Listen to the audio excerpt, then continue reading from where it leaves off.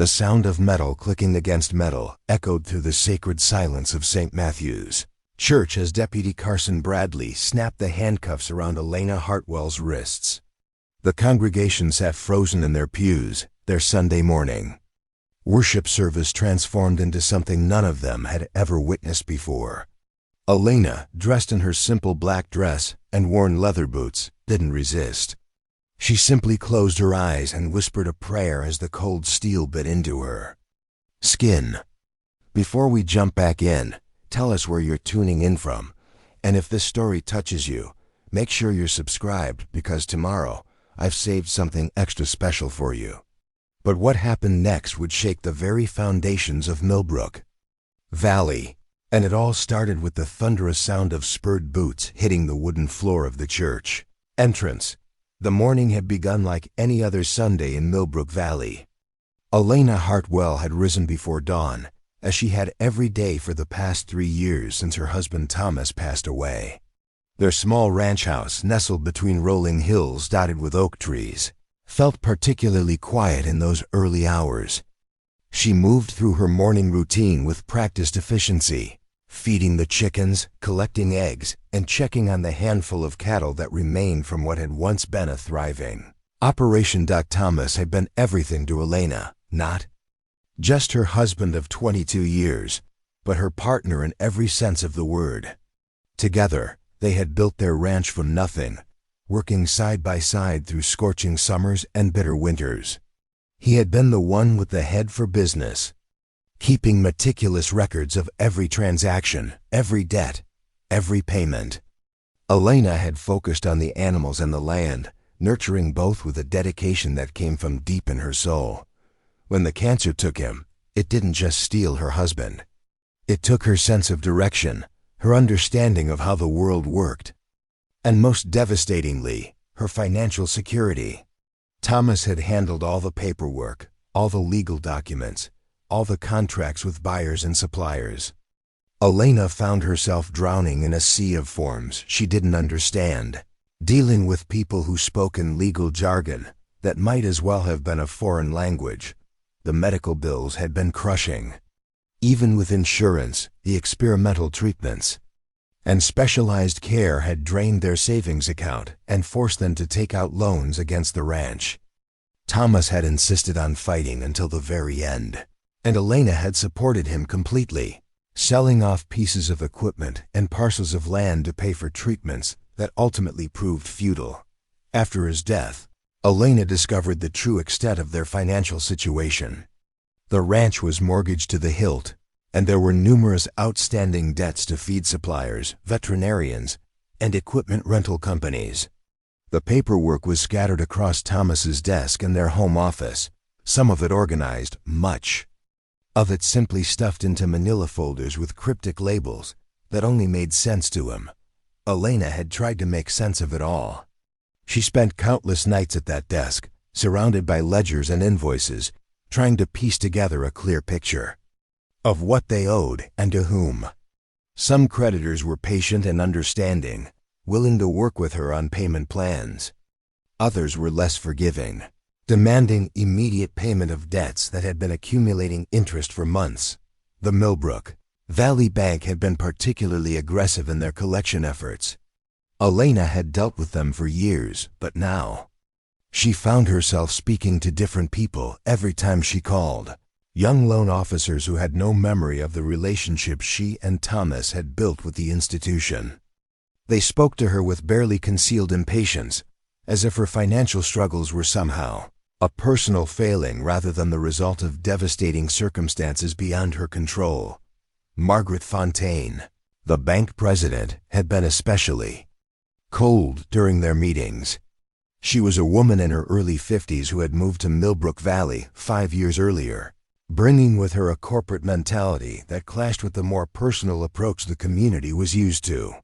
Margaret viewed every transaction purely through the lens of profit and loss, with little consideration for the human stories behind the numbers. "Mrs. Hartwell," Margaret had said during their last meeting, her voice crisp and professional, "I understand you've experienced some difficulties. But the bank cannot continue to extend grace periods indefinitely. Your husband signed these documents, and legally, you are responsible for fulfilling the terms of these agreements. Elena had tried to explain her situation, how she was working to sell off assets to pay down the debts, how she needed just a little more time to get back on her feet. But Margaret had already made up her mind. She had investors to answer to, shareholders who expected consistent returns on their investments. Elena's personal tragedy was simply not her concern. "I'm going to be very direct with you, Margaret," had continued, sliding a legal document across her mahogany desk. "If you cannot bring your account current within 30 days, we will be forced to initiate foreclosure proceedings. Additionally, we have reason to believe that some of the financial transactions conducted in your husband's name may not have been entirely legitimate." The accusation had hit Elena like a physical blow. She stared at Margaret in disbelief, unable to process what she was hearing.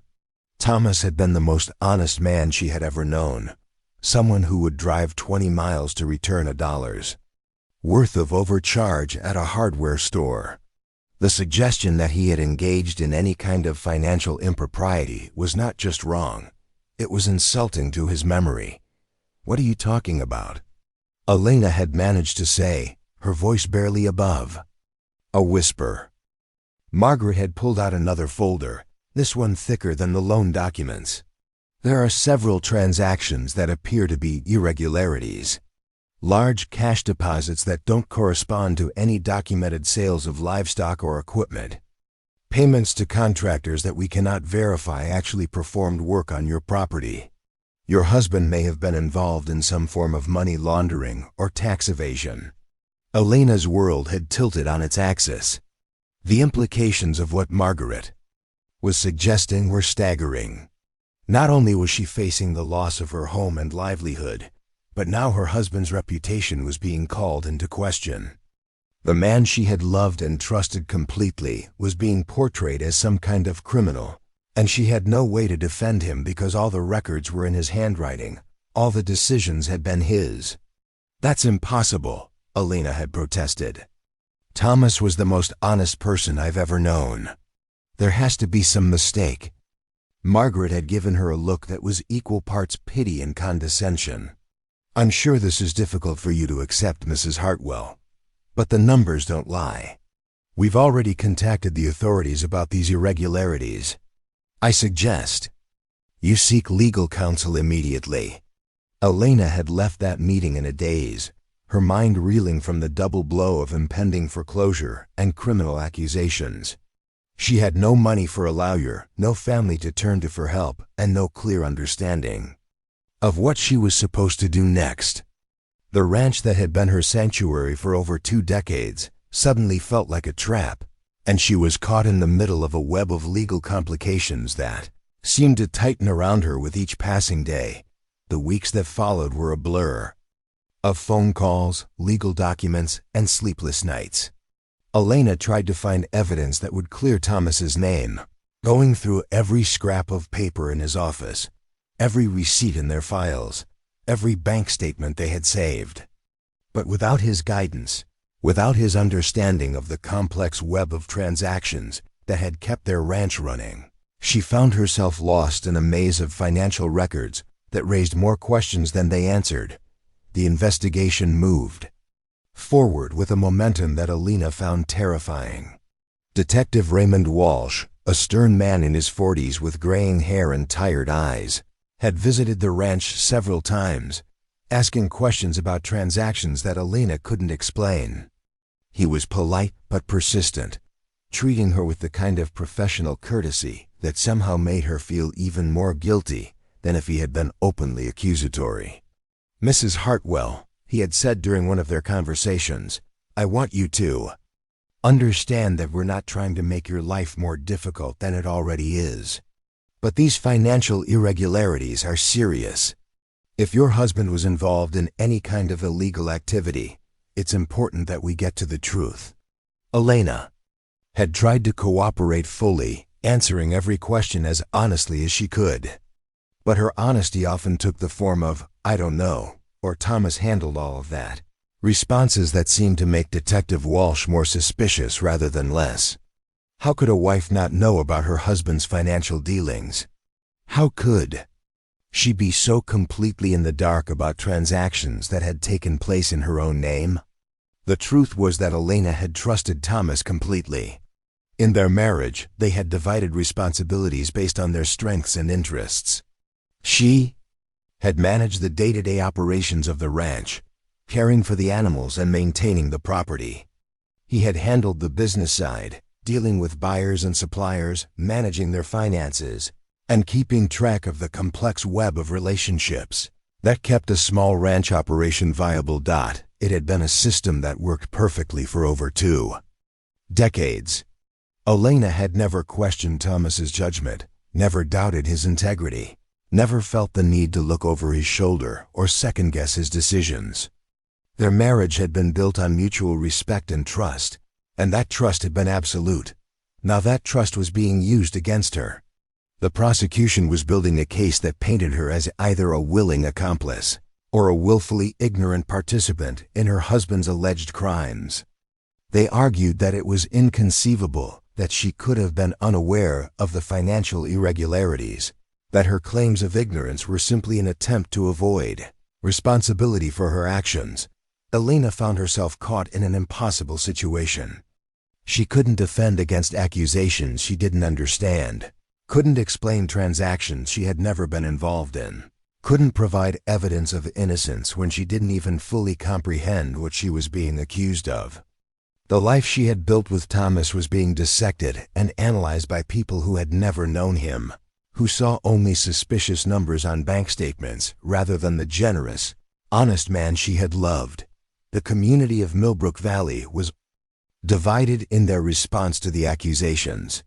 Some people, particularly those who had known Thomas and Elena for years, found the charges impossible to believe. They remembered Thomas as a man who would give his shirt off his back to help a neighbor, who had volunteered countless hours for community projects, who had been a pillar of the local church. Others, however, were more willing to accept the possibility that Thomas had been involved in something shady. Money troubles could make people do desperate things, they reasoned, and desperation could lead even good people to make bad choices. The fact that Elena seemed to know so little about her husband's business dealings struck some as suspicious. In itself, the gossip mill in Millbrook Valley worked overtime, with speculation and rumors spreading faster than actual facts. Elena found herself the subject of whispered conversations that stopped abruptly when she entered a room, the target of stakes that ranged from sympathetic to accusatory. The grocery store, the post office, the bank, all the places where she had once felt comfortable and welcome now felt hostile and judgmental. Margaret Fontaine, meanwhile, had wasted no time in moving forward with the foreclosure proceedings. She had made it clear that the bank's patience was exhausted, that Elena's personal circumstances were not their concern, and that business was business. The legal machinery had been set in motion, and Elena found herself facing the very real possibility of losing everything she and Thomas had worked for. Preparing and narrating this story took us a lot of time, so if you are enjoying it, subscribe to our channel. It means a lot to us. Now back to the story. The charges against Elena were finally filed on a cold Tuesday morning in March. She was accused of conspiracy to commit money laundering, tax evasion, and fraud. The legal documents were dense with technical language that she struggled to understand, but the basic accusation was clear. She was being held responsible for financial crimes that the prosecution claimed she had committed alongside her deceased husband.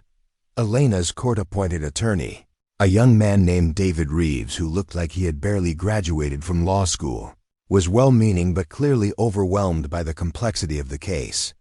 He had too many clients and too little time, and Elena could see that her case was just one file among many on his cluttered desk. "Mrs. Hartwell," David had explained during their first meeting, "I have to be honest with you. The evidence they have is circumstantial, but it's extensive. Your name is on many of these accounts and transactions. The prosecution is going to argue that you had to have known what was going on. Elena had stared at him across the small conference table in the public defender's office, feeling more alone than she had ever felt in her life. "But I didn't know," she had said, her voice barely above a whisper. "I trusted my husband completely. I never questioned his judgment, never doubted his integrity." "How is that a crime?" David had given her a sympathetic look, but she could see the doubt in his eyes. Like everyone else involved in the case, he was having trouble believing that a wife could be so completely uninformed about her husband's business dealings. The modern world, with its emphasis on financial transparency and shared responsibility, made Elena's old-fashioned trust seem naive at best and criminal at worst. As the legal proceedings moved forward, Elena found herself trapped in a nightmare that seemed to have no end. The ranch was slipping away from her, the foreclosure proceedings moving forward with mechanical precision. The criminal charges hung over her like a dark cloud, threatening to destroy not just her freedom, but her reputation and her future. Isolation was perhaps the worst part. Elena had always been a private person, but now that privacy felt like a prison. She had few close friends, and those she did have seemed uncertain about how to approach her. The accusations had created a barrier between her and the community she had been part of for most of her adult life. The church had been her one remaining source of comfort and strength. St. Matthew's Church had been her spiritual home for over 20 years, the place where she and Thomas had been married, where they had worshiped together every Sunday, where she had found solace in the weeks and months following his death. Pastor Williams had been supportive and understanding, offering both practical help and spiritual guidance during her darkest hours. But even at church, Elena could feel the weight of suspicion and judgment. Some congregation members avoided her eyes during services, while others offered the kind of overly sympathetic smiles that suggested they had already decided she was guilty. The whispered conversations that stopped when she approached, the sideways glances during prayer, the awkward silences when she tried to participate in normal social interactions, all of it served to remind her that she was no longer truly welcome in the community she had once considered home. The Sunday morning when everything changed had started like any other. Elena had risen early, completed her morning chores, and dressed carefully for church. She had chosen her simple black dress, the one she had worn to Thomas's funeral, partly because it was appropriate for worship, and partly because it reminded her of the man she had loved and lost. The worn leather boots had been a practical choice, comfortable shoes for a woman who spent most of her time on her feet, caring for animals and maintaining property. She had arrived at St. Matthew's Church a few minutes early, as was her habit. The building was a simple but elegant structure, built in the 1920s with local stone and timber. The stained glass windows cast colorful patterns on the wooden pews, and the high ceiling gave the interior a sense of majesty that seemed to lift the spirits of everyone who entered. Elena had taken her usual seat in the third pew from the front, on the right side of the aisle. It was where she and Thomas had sat for years, and continuing to sit there felt like a way of maintaining some connection to the life they had shared. The service had begun normally, with Pastor Williams offering the opening prayer and the congregation singing hymns from the worn hymnals that had been in use for decades. But then, during the scripture reading, Elena had heard the sound that would change everything. The heavy wooden doors at the back of the church had opened with a creak, and instead of the soft footsteps of a latecomer, she had heard the authoritative stride of someone who clearly wasn't there to worship. Deputy Carson Bradley had entered the church with obvious reluctance, his hat in his hands, and his badge visible on his uniform shirt.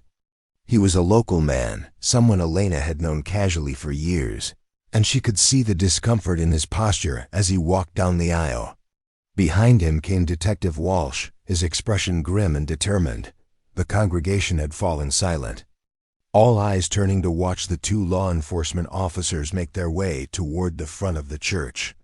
Pastor Williams had stopped his scripture reading mid-sentence, his face reflecting confusion and concern. Elena had felt her heart begin to race, though she couldn't yet comprehend what was happening. When Deputy Bradley had stopped at her pew and spoken her name, Elena had known that her worst fears were about to be realized.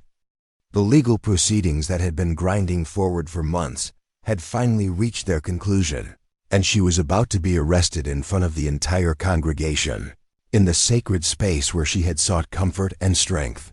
The handcuffs had been cold against her wrists, the metal a sharp contrast to the warm wood of the pew she had been gripping. The click of the mechanism engaging had seemed impossibly loud in the silent church, a sound that would echo in her memory for years to come.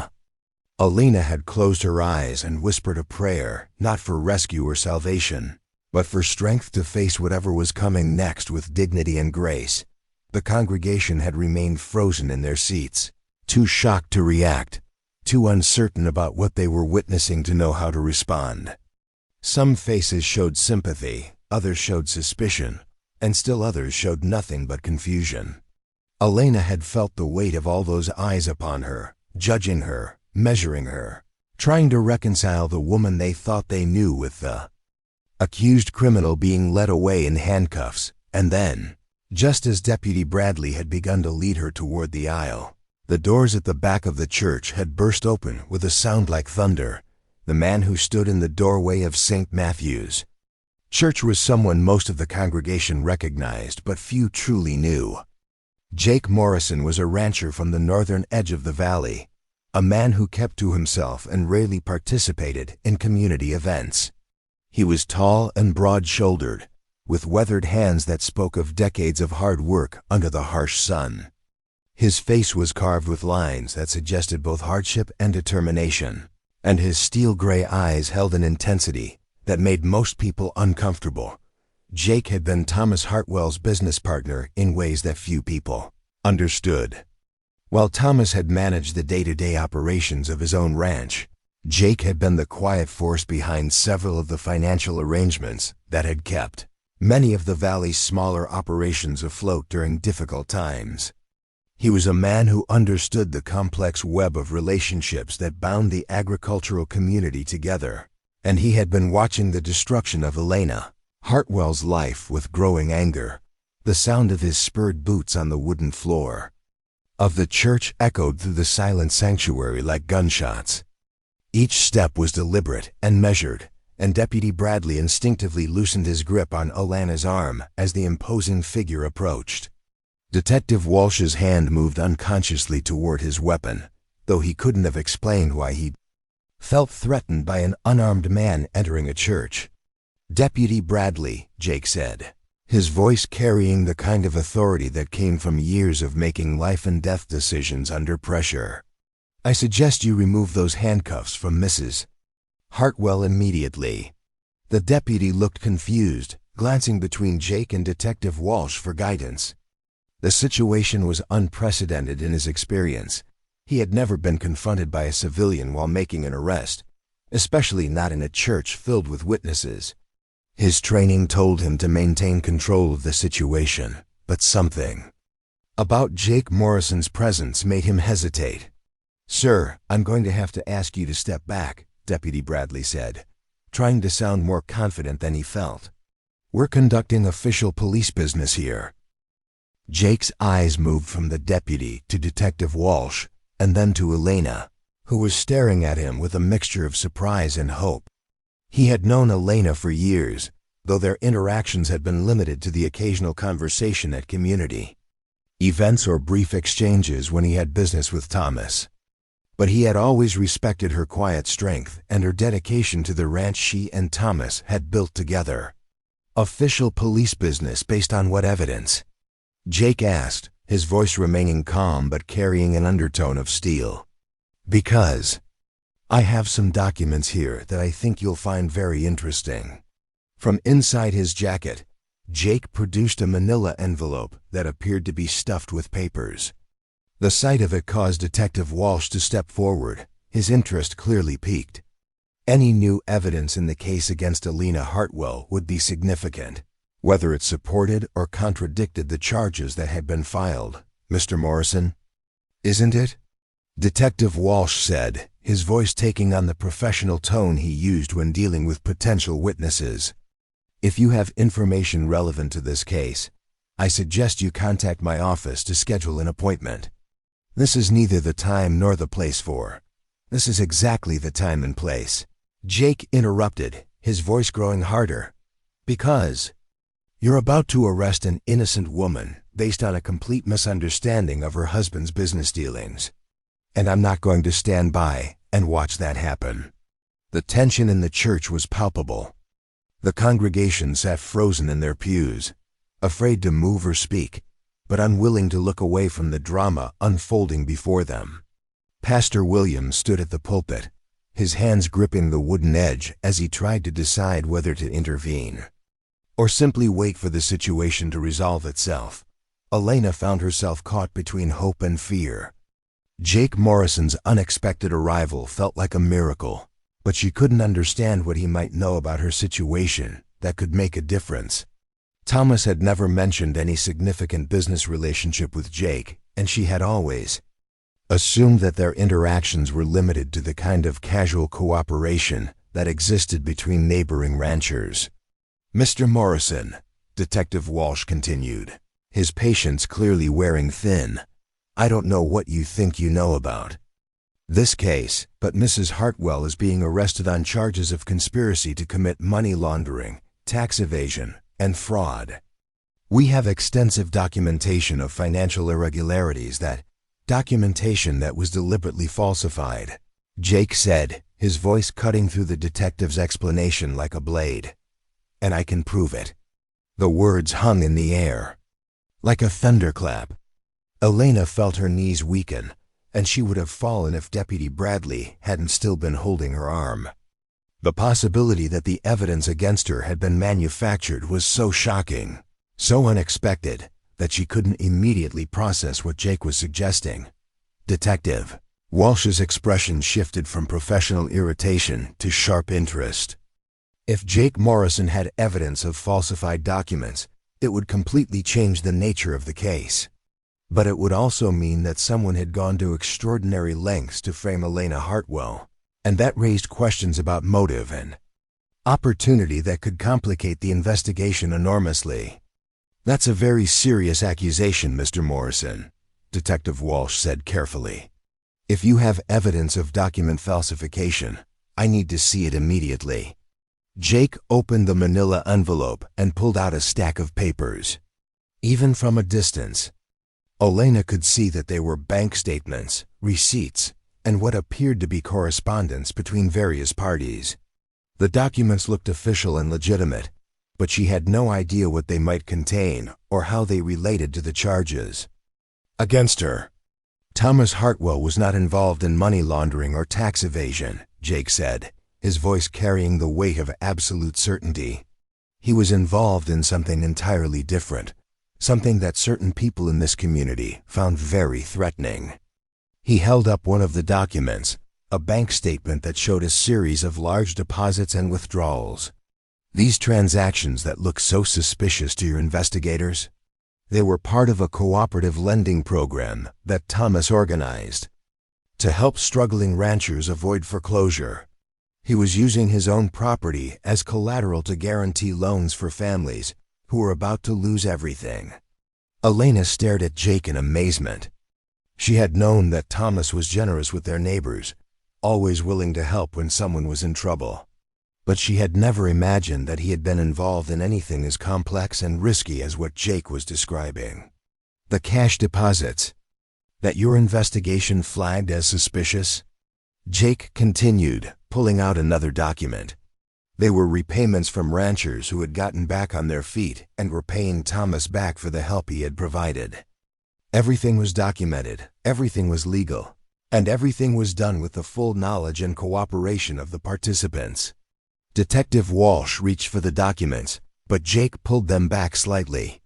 I'll be happy to share these with you, Detective, but first I want you to understand exactly what you've stumbled into. This isn't just a case of financial irregularities. This is a deliberate attempt to destroy the reputation of a good man and steal the property of his widow. The accusation sent a shock wave through the church. Elena felt tears beginning to form. In her eyes, not from sadness but from a combination of relief and rage.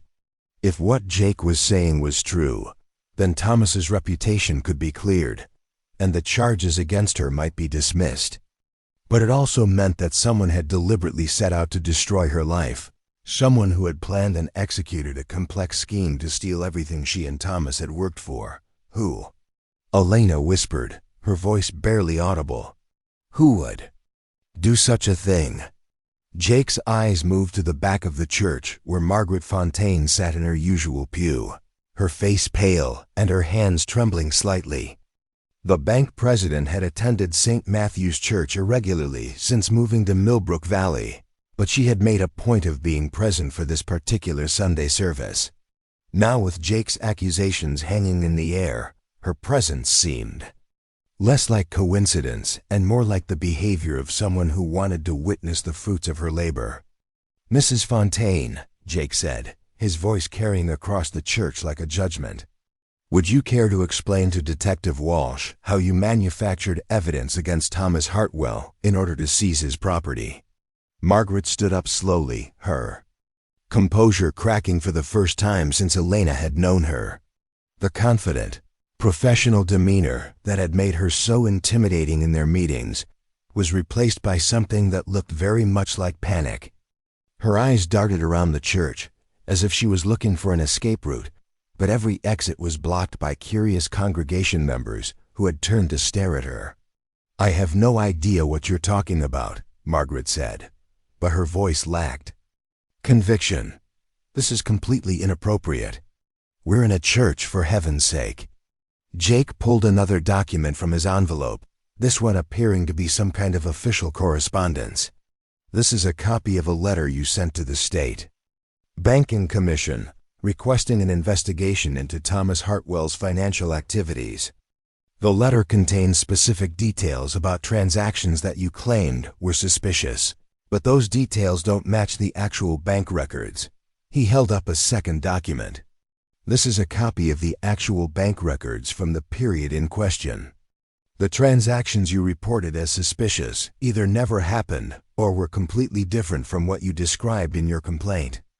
Detective Walsh was now fully focused on Jake, his earlier irritation replaced by the kind of intense concentration that came when a case suddenly took an unexpected turn. "Mr. Morrison, are you saying that Mrs. Fontaine filed a false report with state authorities?" "I'm saying that Mrs. Fontaine has been systematically falsifying evidence in order to discredit Thomas Hartwell and seize his property," Jake replied. "And I have documentation to prove it." The church was so quiet that Elena could hear her own heartbeat. The revelation that Margaret Fontaine might have been behind the charges against her was so shocking that she couldn't immediately process it. The woman who had seemed so cold and professional, so focused on business rather than personal considerations, had apparently been engaged in a deliberate campaign to destroy her life. "Why?" Elena asked, her voice stronger now. "Why would you do this to me? To Thomas?" Margaret's facade finally crumbled completely. The tears that had been threatening to fall began streaming down her face, and she collapsed back into her pew as if her legs could no longer support her. "You don't understand," she said, her voice broken and desperate. "I didn't have a choice. The bank was failing, and I needed to show profits, to show that we were recovering assets." The confession hit the church like a physical blow. Elena felt as if the air had been sucked out of her lungs, and she struggled to comprehend what she was hearing. Margaret Fontaine, the woman who had seemed so powerful and untouchable, was admitting to a conspiracy that had nearly destroyed Elena's life. "The investors were threatening to pull out," Margaret continued, her words tumbling over each other. "In a desperate rush.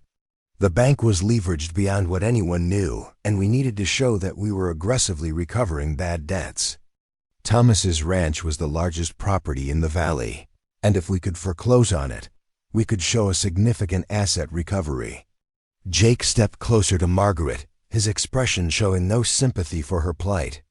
"So you decided to frame a Dead man and destroy his widow's life in order to cover up your own financial mismanagement? It wasn't supposed to go this far, Margaret said, her voice barely above a whisper.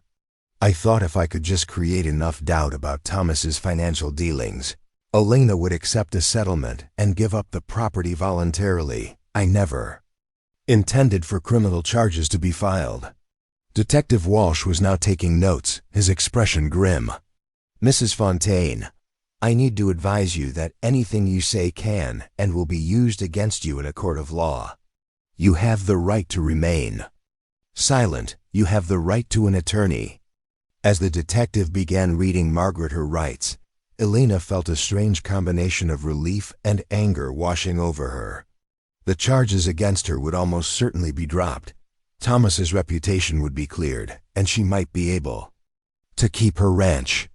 But the cost of Margaret's deception had been enormous months of fear and uncertainty, the loss of her standing in the community, and the near destruction of everything she and Thomas had built together. Jake approached Elena and gently took her arm, supporting her as Deputy Bradley finally removed the handcuffs. Are you all right?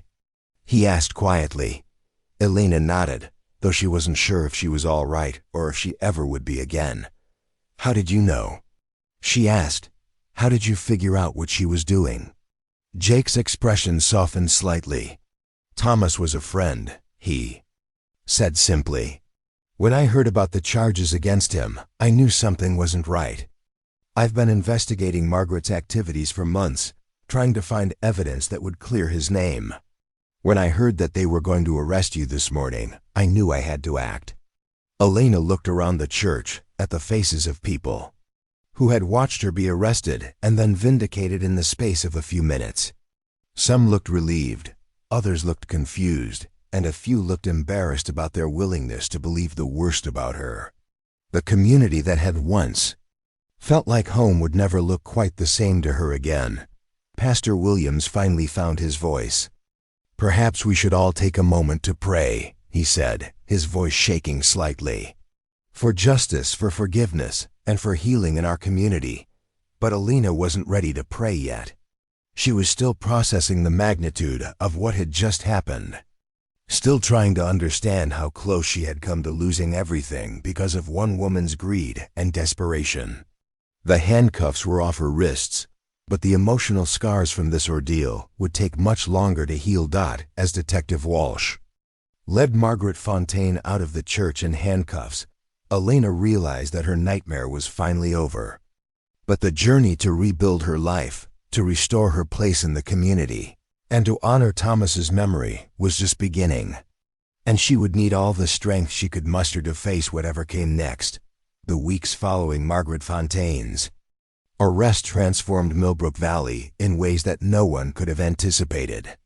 The scandal sent shockwaves through the tight-knit community, forcing residents to confront uncomfortable truths about trust, judgment, and the power of reputation.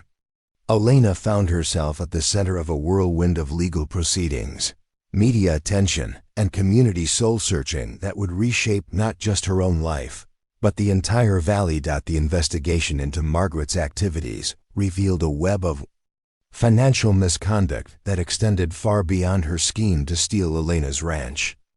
Federal banking investigators descended on Millbrook Valley Bank, armed with warrants and forensic accountants who began the painstaking process of untangling years of questionable transactions. What they discovered painted a picture of systematic fraud that had put the financial security of the entire community at risk. Margaret had been using her position as bank president to manipulate loan documents, inflate property values, and create artificial financial crises that would allow the bank to seize valuable assets at below-market prices. The Hartwell Ranch had been just one target in a broader scheme that had affected dozens of families throughout the valley. Small business owners, struggling farmers, and elderly residents on fixed incomes had all been victims of Margaret's elaborate deceptions. Elena learned that she had been selected as a target not just because of the value of her property, but because Margaret had calculated that she would be the least likely to fight back. A recently widowed woman with no experience in financial matters, no family support system, and no resources to hire expensive lawyers seemed like the perfect victim for Margaret's scheme. The discovery of Margaret's broader criminal activities triggered a cascade of legal actions that would take years to fully resolve. The Federal Deposit Insurance Corporation stepped in to protect depositors, while the Justice Department launched a comprehensive investigation into banking fraud. Elena found herself transformed from accused criminal to key witness in a case that would eventually involve multiple federal agencies and result in charges against several of Margaret's accomplices. Jake Morrison emerged as an unlikely hero in the aftermath of the scandal.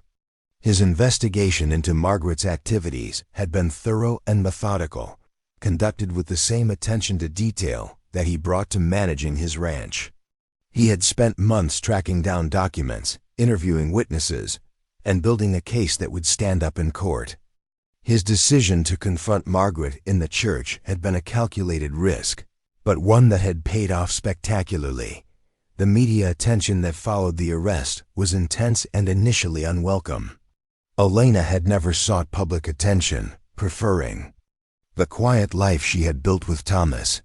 Suddenly, she found herself fielding calls from reporters, television producers, and documentary filmmakers who wanted to tell her story. The narrative of the innocent widow nearly destroyed by corporate greed resonated with audiences far beyond Millbrook Valley.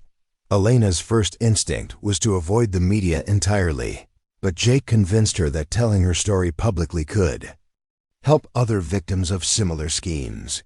"There are people out there going through the same thing you went through," he told her during one of their conversations. "They need to know that they're not alone, that there are people willing to fight for them." The decision to speak publicly about her ordeal was one of the most difficult Elena had ever made. She was naturally private, uncomfortable with attention, and still processing the emotional trauma of what she had experienced. But she recognized that her story could serve a larger purpose, potentially helping other victims of financial fraud find the courage to fight back. Her first television interview was with a regional news station, conducted in the living room of her ranch house. Elena wore the same black dress she had worn to church on the day of her arrest, not out of any symbolic intention, but simply because it was one of the few nice outfits she owned. The interview was awkward and emotional, with Elena struggling to articulate the complex feelings she had about her ordeal. "I trusted the system," she said, her voice barely above a whisper. "I trusted that if I told the truth, if I cooperated with the investigation, justice would prevail. But the system failed me. If Jake Morrison hadn't stepped in, I would have lost everything, and Thomas's memory would have been destroyed forever." The interview struck a chord with viewers, generating hundreds of calls and emails from people who had experienced similar situations. Elena was amazed to discover that financial fraud targeting vulnerable individuals was far more common than she had imagined. Elderly widows, struggling small business owners, and families facing medical crises were all frequent targets of schemes similar to what Margaret had orchestrated. The community response to Elena's vindication was complex and varied. Some residents were genuinely relieved to learn that their suspicions about her had been wrong, and they went out of their way to express their support and apologize for doubting her. Others seemed almost disappointed that the scandal had been resolved so definitively, as if they had been enjoying the drama and intrigue of having a criminal investigation in their quiet community. Pastor Williams organized a special service of reconciliation, inviting the entire community to come together to heal from the divisions that had been created by the scandal. The service was well attended, with many of the same people who had witnessed Elena's arrest now gathering to celebrate her vindication. Elena found the experience both healing and strange, as if she was watching her life from a distance. Legal proceedings against Margaret moved forward with surprising speed. Faced with overwhelming evidence of her crimes and the testimony of multiple victims, she eventually agreed to a plea bargain that would send her to federal prison for 15 years. The sentence was longer than many had expected, but the judge made it clear that financial crimes targeting vulnerable individuals would be punished severely. Elena's civil lawsuit against the bank was settled out of court for a substantial sum that would allow her to pay off all remaining debts on the ranch and invest in improvements that would make the operation more profitable. The settlement also included a formal apology from the bank's new management, acknowledging the harm that had been done to Elena and her husband's reputation. That the money from the settlement was life-changing. But Elena found that financial security couldn't erase the emotional scars from her ordeal.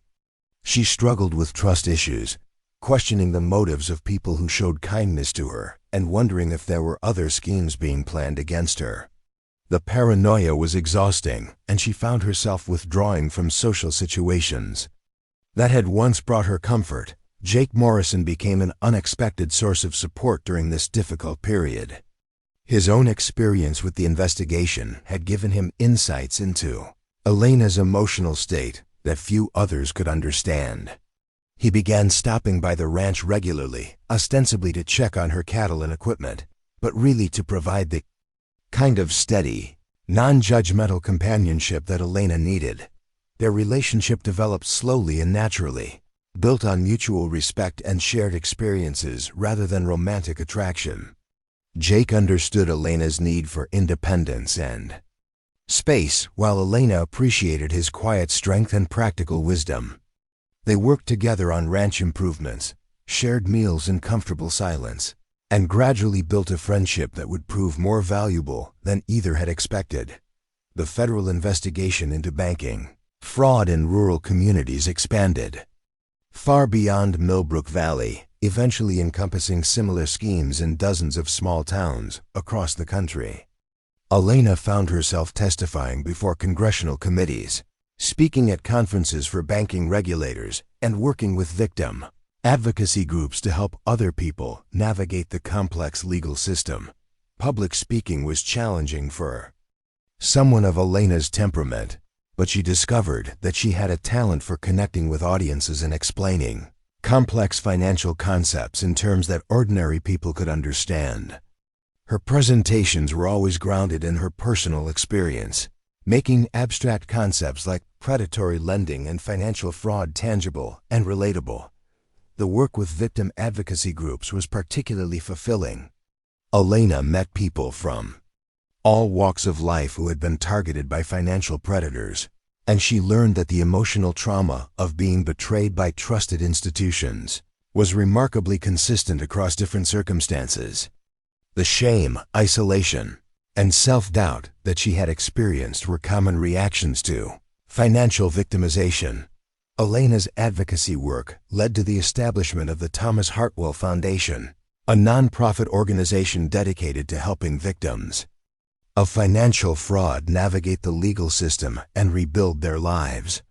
The foundation provided legal assistance, financial counseling, and emotional support to people who had been targeted by predatory lenders and fraudulent financial institutions. The foundation's first major project was the creation of a resource center in Millbrook Valley, housed in a renovated building on Main Street that had once been a bank branch. The symbolism was intentional. A place that had once been used to exploit vulnerable people was now dedicated to helping them fight back. The center offered free legal consultations, financial literacy classes, and support groups for fraud victims. Elena's transformation from victim to advocate was gradual but profound. The shy, trusting woman who had been arrested in church was replaced by someone who understood the complexities of financial systems and wasn't afraid to challenge powerful institutions.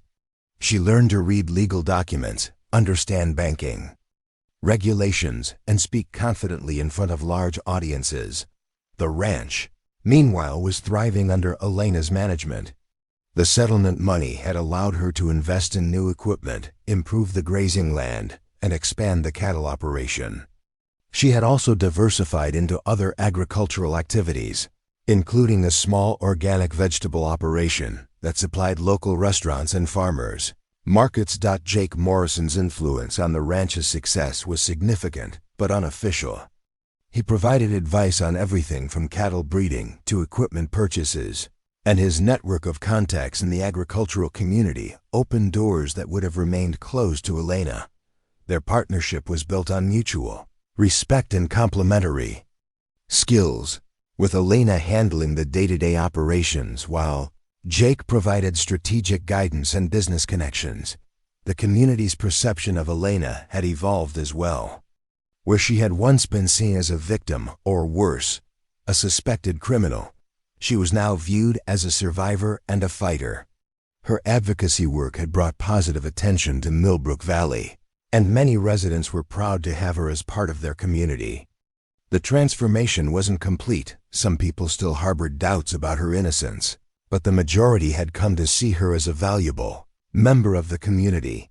The first anniversary of Elena's arrest was marked by a community celebration that doubled as a fundraiser for the Thomas Hartwell Foundation.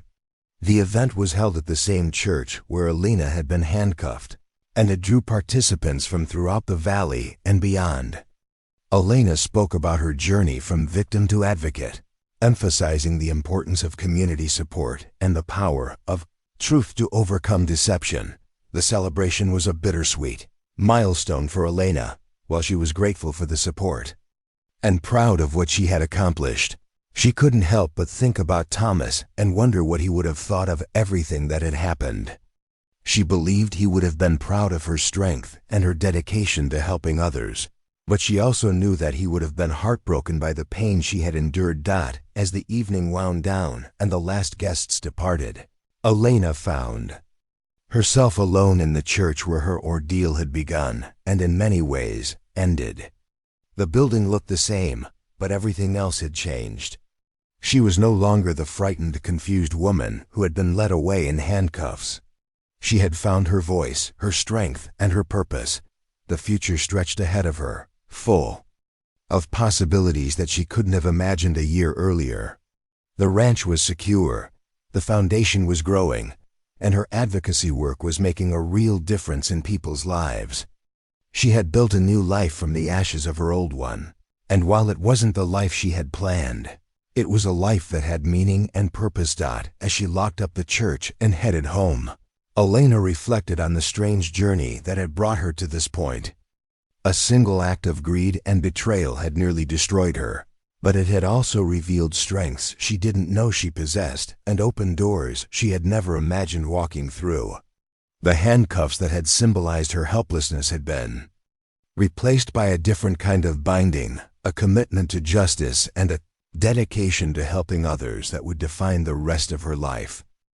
2 years after the church incident that changed everything, Elena Hartwell stood before the United States Senate Banking Committee in Washington, D.C., preparing to deliver testimony that would influence federal legislation protecting rural communities from predatory financial practices. The woman who had once been too intimidated to question a bank statement was now considered one of the nation's leading experts on financial fraud, targeting vulnerable populations. The hearing room was packed with reporters, lobbyists, and banking industry representatives. Elena wore a navy blue suit that Jake had helped her select, professional but not pretentious, conveying both authority and accessibility. Her hands were steady as she arranged her notes, a stark contrast to the trembling woman who had once sat helplessly in Margaret Fontaine's office. "Senators," Elena began, her voice clear and confident, "3 years ago, I was a widow struggling to understand my late husband's financial records. Today, I'm here to tell you that the system designed to protect consumers like me is fundamentally broken, and I have proposals for how we can fix it." Her testimony detailed not just her own experience, but the dozens of similar cases she had encountered through her foundation work. She spoke about elderly farmers pressured into refinancing deals that stripped them of generational wealth, small business owners manipulated into predatory loans that guaranteed foreclosure, and families facing medical emergencies who were targeted by financial vultures disguised as helpful bankers. The senators listened intently as Elena outlined specific legislative recommendations that had emerged from her foundation's research. She proposed mandatory cooling-off periods for financial transactions involving vulnerable populations, enhanced penalties for institutions that engaged in predatory practices, and the creation of independent ombudsman offices in rural areas, where victims could seek help without traveling hundreds of miles to urban centers. The Margaret Fontaines of the world succeed because they prey on trust, Elena explained. Rural communities are built on relationships, on the assumption that your banker is also your neighbor and has your best interests at heart. When that trust is weaponized against vulnerable people, the damage extends far beyond financial loss. It destroys the social fabric that holds these communities together.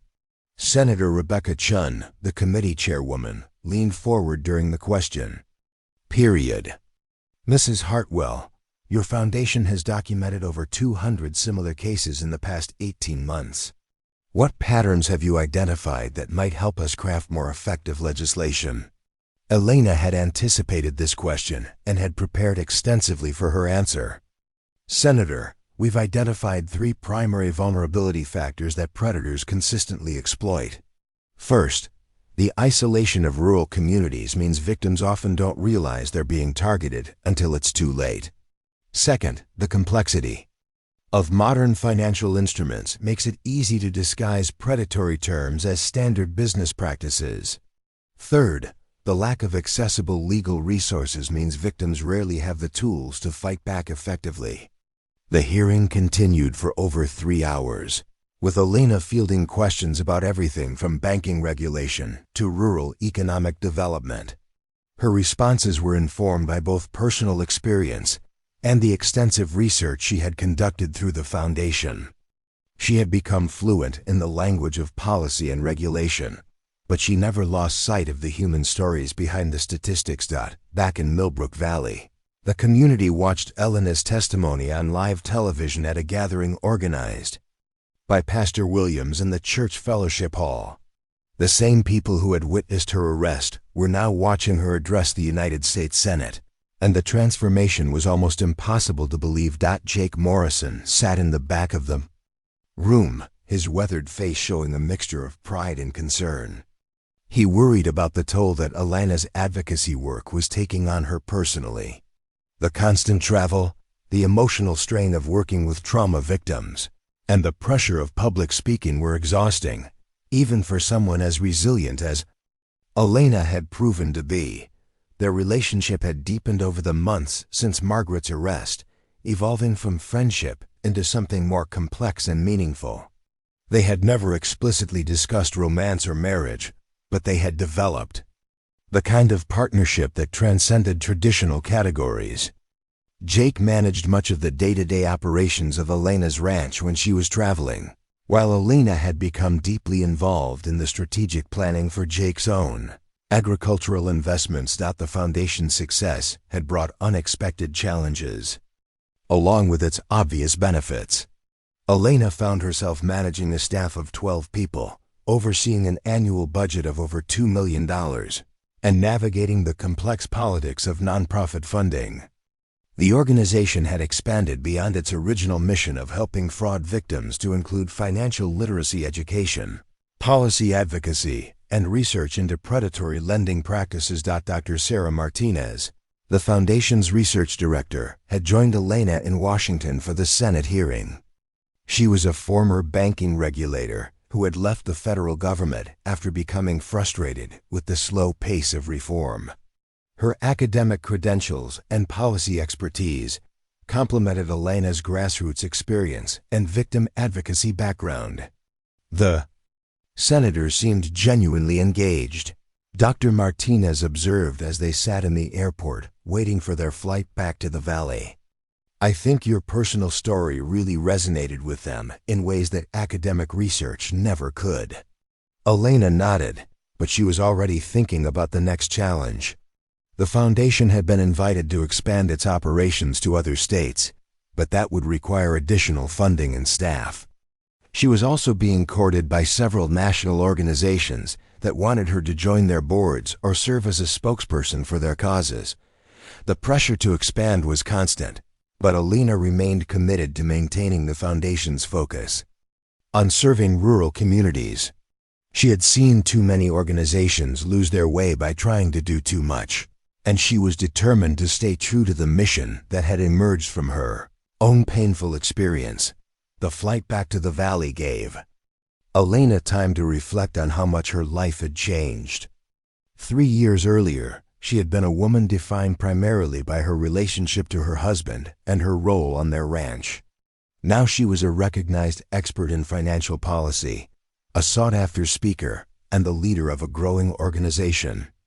That was making a real difference in people's lives, but success came with its own burdens. Alina received hundreds of emails each week from victims seeking help, and she struggled with the knowledge that her foundation could only assist a fraction of the people who needed support. The scope of predatory financial practices was far larger than she had initially understood, and the resources required to address the problem effectively seemed almost overwhelming. That the foundation's offices in Millbrook Valley had grown from a single room to an entire building, with departments focused on legal assistance, victim services, policy research, and public education. Alina found herself spending more time in meetings and administrative tasks than she preferred, but she recognized that organizational growth was necessary to maximize their impact. One of the foundation's most successful initiatives was a partnership with rural law schools to provide legal clinics in underserved communities. Law students, supervised by experienced attorneys, provided free legal assistance to fraud victims while gaining valuable experience in consumer protection law. The program had expanded to 12 states and was being studied as a model for other types of legal aid. Alina's advocacy work had also led to unexpected personal growth opportunities. She had been invited to speak at universities, appear on television news programs, and participate in policy conferences around the country. Each experience built her confidence and expanded her understanding of the complex systems that shaped people's financial lives. The media attention had been both helpful and challenging. Alina appreciated the platform it provided for her message, but she struggled with the loss of privacy and the constant scrutiny that came with being a public figure. Reporters seemed particularly interested in her personal life, asking intrusive questions about her relationship with Jake and her plans for remarriage. Alina had learned to deflect such questions diplomatically, but she found the attention exhausting. She had never sought fame or recognition. She simply wanted to help people avoid the kind of suffering she had experienced. The fact that doing so had made her a public figure felt like an unintended consequence rather than a desired outcome. Foundation's research had uncovered disturbing trends in predatory lending that extended far beyond rural communities. Urban populations were also being targeted, but the tactics were different. Instead of exploiting trust and community relationships, urban predators focused on exploiting language barriers, financial illiteracy, and the desperation of people facing economic crises. Alina had testified before state banking commissions, spoken at academic conferences, and consulted with federal regulators about these broader patterns. Her unique perspective as both a victim and an advocate gave her insights that pure academics or career regulators often lacked. She understood the emotional and psychological dimensions of financial victimization in ways that complemented the technical expertise of policy professionals. The success of the foundation had also attracted critics and opponents. Banking industry representatives argued that Alina's proposals would stifle legitimate lending and hurt the very communities she claimed to be helping. Some accused her of exploiting her victim status for personal gain, pointing to her speaking fees and book deal as evidence of ulterior motives. Alina found these attacks particularly painful because they echoed the Kizrin self-doubt she had experienced during her legal ordeal. She questioned her own motives constantly, wondering if she was somehow profiting inappropriately from her traumatic experience. Jake and Dr. Martinez helped her maintain perspective, reminding her that the foundation's impact was measurable, and that her personal growth didn't diminish the validity of her message. The book deal had been particularly controversial. Elena had initially resisted writing about her experience, feeling that it was too personal and painful to share with a broad audience. But her publisher had convinced her that a memoir could reach people who would never attend a policy conference or read academic research about financial fraud. Broken Trust, A Widow's Fight for Justice became a bestseller, spending 8 weeks on the New York Times nonfiction list. The book's success surprised Elena, who had expected it to appeal primarily to people interested in consumer protection issues. Instead, it resonated with a much broader audience of people who had felt betrayed by institutions they had trusted. The book tour took Elena to dozens of cities, where she spoke to audiences ranging from church groups to professional associations. The questions people asked revealed the widespread nature of institutional betrayal, extending far beyond financial fraud to include medical malpractice, workplace discrimination, and government corruption. Elena began to see her experience as part of a larger pattern of power imbalances that allowed institutions to exploit vulnerable individuals with impunity. Her advocacy work expanded to include broader consumer protection issues, and she became a sought-after voice on questions of corporate accountability and institutional reform. The Foundation's third annual conference was held in Millbrook Valley, drawing participants from across the country. The event had grown from a small local gathering to a major national conference on rural consumer protection. Elena delivered the keynote address in the same church where she had been arrested, a symbolic choice that wasn't lost on the audience. "This building represents both the worst and best of my experience," Elena told the crowd. "It was here that I experienced the ultimate humiliation, being handcuffed and arrested for crimes I didn't commit. But it was also here that the truth finally emerged, where a community came together to support justice over convenience." The speech was interrupted by sustained applause when Elena announced the Foundation's latest initiative, a national network of rapid response teams that could provide immediate assistance to fraud victims anywhere in the country. The program would be funded by a major grant from a technology billionaire who had been inspired by Elena's story. As the conference concluded, Elena found herself surrounded by people whose lives had been changed by the Foundation's work. There was Maria Santos, whose family farm had been saved from foreclosure by legal assistance from the Foundation. There was Robert Kim, whose elderly mother had recovered funds stolen through a predatory reverse mortgage scheme. There was Jennifer Walsh, whose small business had been rescued from a fraudulent lending arrangement. Each story reminded Elena of why her work mattered, but they also reinforced the overwhelming scope of the problem she was trying to address. For every person the Foundation helped, there were dozens more who never received assistance. The challenge of scaling effective victim services to meet national demand seemed almost insurmountable. That evening, as the conference attendees departed, and the church returned to its normal quiet, Elena walked through the empty sanctuary where her transformation had begun. The wooden pews, the stained glass windows, and the altar looked exactly the same as they had 3 years earlier, but everything else had changed beyond recognition. Jake found her there, sitting in the same pew where she had been handcuffed. "Thinking about the old days?" he asked, settling beside her. "Thinking about how strange life is," Elena replied. 3 years ago, I thought my life was over. I couldn't imagine surviving the shame and the financial ruin. Now I'm running a national organization and advising senators. It's like I'm living someone else's life." Jake was quiet for a moment, then said, "Maybe you're finally living your own life. Maybe the life you had before was the one that belonged to someone else's expectations." Elena considered his words, recognizing the truth in them. Her identity had been so completely tied to being Thomas's wife and partner that she had never developed an independent sense of who she might become.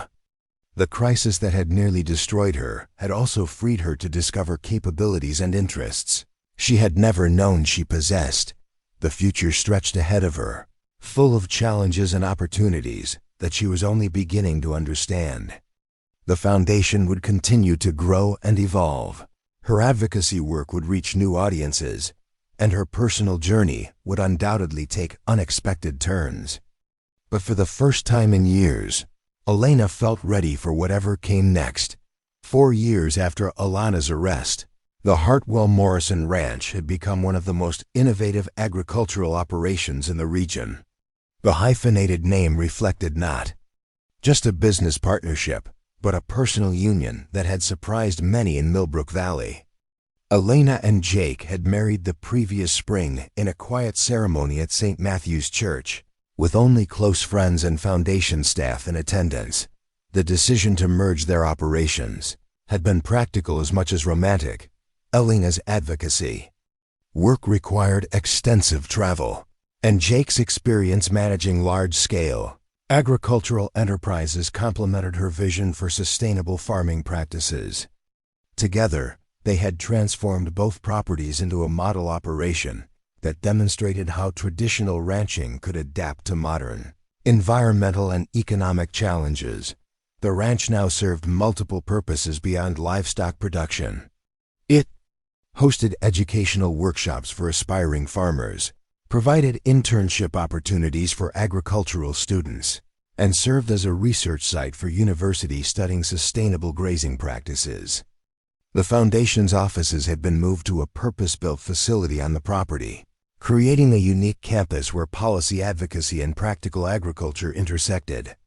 Elena's morning routine had evolved to accommodate her complex responsibilities.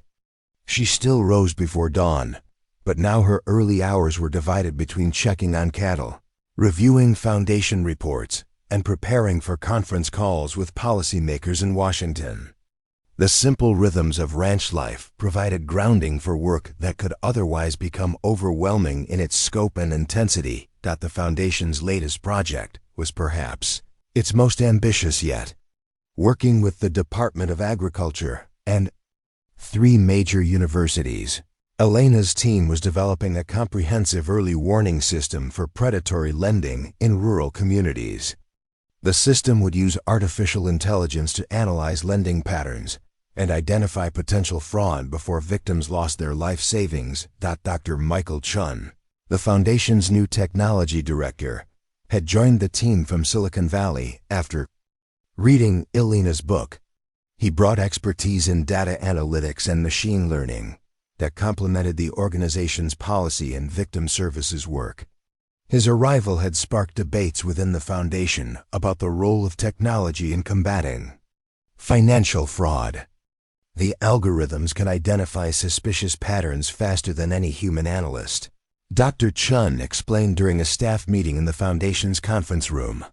But they can't replace the human judgment needed to understand the individual circumstances that make someone vulnerable to fraud.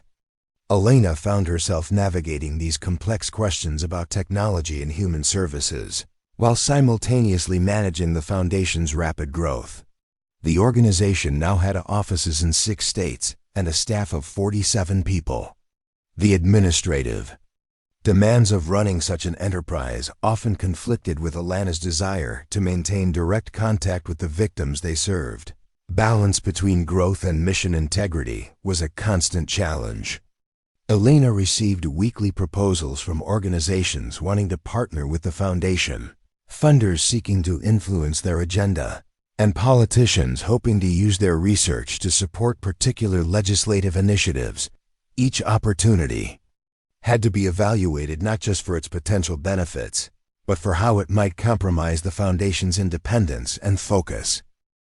One of the most difficult decisions Elena faced was whether to accept a substantial grant from a major banking corporation that wanted to fund the foundation's financial literacy programs.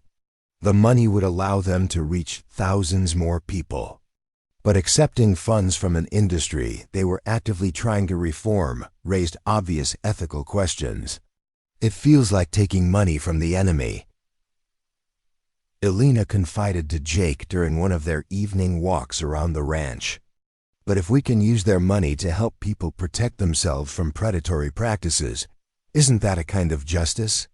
Jake's response reflected the practical wisdom that had made him such an effective partner in both business and life. The question isn't whether they're the enemy, he said. The question is whether taking their money will compromise your ability to do the work that needs to be done. The foundation ultimately accepted the grant, but with conditions that preserved their editorial independence and required the bank to submit to ongoing audits of their own lending practices. The decision generated controversy within the advocacy community, with some critics arguing that Elena had been co-opted by the very forces she claimed to oppose. Elena's response to such criticism had evolved over the years. Early in her advocacy career, negative feedback had devastated her confidence and made her question her motives. Now she understood that controversy was inevitable when working on complex systemic issues, and she had developed the emotional resilience needed to stay focused on outcomes rather than opinions. The foundation's research had begun to influence federal policy in measurable ways. 3 pieces of legislation incorporating Elena's recommendations had been signed into law, including requirements for plain language disclosure in rural lending and enhanced penalties for financial institutions that engaged in predatory practices. The regulatory changes were modest but significant, representing the first major federal action on rural financial protection in over a decade. Elena's role as a policy advocate had evolved to include international work as well. She had been invited to consult with European Union officials developing consumer protection regulations, and she had spoken at conferences in Canada, Australia, and the United Kingdom about cross-border approaches to financial fraud prevention. International perspective had broadened Elena's understanding of how predatory financial practices operated on a global scale. She learned that the tactics used against rural Americans were variations of schemes that targeted vulnerable populations worldwide. The specific mechanisms differed based on local laws and cultural contexts, but the underlying dynamics of exploitation remained remarkably consistent. This global perspective led to the creation of the International Rural Financial Protection Network, a collaboration between Elena's foundation and similar organizations in 12 countries. The network shared research, coordinated advocacy efforts, and provided mutual support for policy initiatives. Elena found herself serving as the informal leader of this international coalition, a role that required her to master the complexities of international diplomacy alongside domestic policy advocacy. The personal costs of Elena's expanding responsibilities were significant. Her marriage to Jake provided stability and support, but the constant travel and public scrutiny strained their relationship in ways they were still learning to navigate. Jake's own work managing the ranch and his consulting practice suffered when Elena's schedule kept her away from home for weeks at a time. They had developed strategies for maintaining their connection despite the demands of their respective careers. Jake often accompanied Elena on her travel when possible, and she made a point of being present for important moments in the ranch's seasonal cycles. They had also established communication rituals that helped them stay connected emotionally, even when physically separated. The question of children had become more complex as Elena's career demands intensified. At 47, she was still capable of having children, but the timing seemed increasingly problematic. Jake, who was 52 and had never married before, expressed interest in starting a family, but he also understood the impossible scheduling challenges that parenthood would create given Elena's current responsibilities. Maybe we're meant to be parents to the foundation instead of to children, Elena had suggested during one of their conversations about the future. We're nurturing something that will outlast us and help thousands of people. Jake had accepted this reasoning, but Elena sometimes wondered if she was using her work as an excuse to avoid the vulnerability that parenthood would require. Her traumatic experience with false accusations had left her with a heightened awareness of how quickly life could change, and the thought of bringing children into a world where they might become targets for her enemies was genuinely frightening. Foundation's 5th anniversary was marked by a major research report documenting the scope of predatory lending in rural America. The report, based on analysis of over 10,000 cases, revealed that financial fraud was far more prevalent than previous studies had suggested. The findings generated national media attention and prompted congressional hearings on rural consumer protection. Elena testified at these hearings alongside other experts, but she found herself in the unusual position of being both a researcher and a case study. Her personal experience continued to be the most compelling part of her testimony, even as her expertise had evolved far beyond her individual story. 5 years ago, I was a victim, Elena told the House Financial Services Committee. Today, I'm here as an expert, but I never want to forget that behind every data point in our research is a human being whose life has been shattered by predatory practices. That's what keeps me motivated to continue this work. The anniversary report also documented the Foundation's impact over its 5 years of operation. They had provided direct assistance to over 3,000 victims of financial fraud, recovered more than $50 million in stolen assets, and contributed to policy changes that had protected countless additional potential victims. But Elena knew that the numbers, impressive as they were, represented only a fraction of the people who needed help.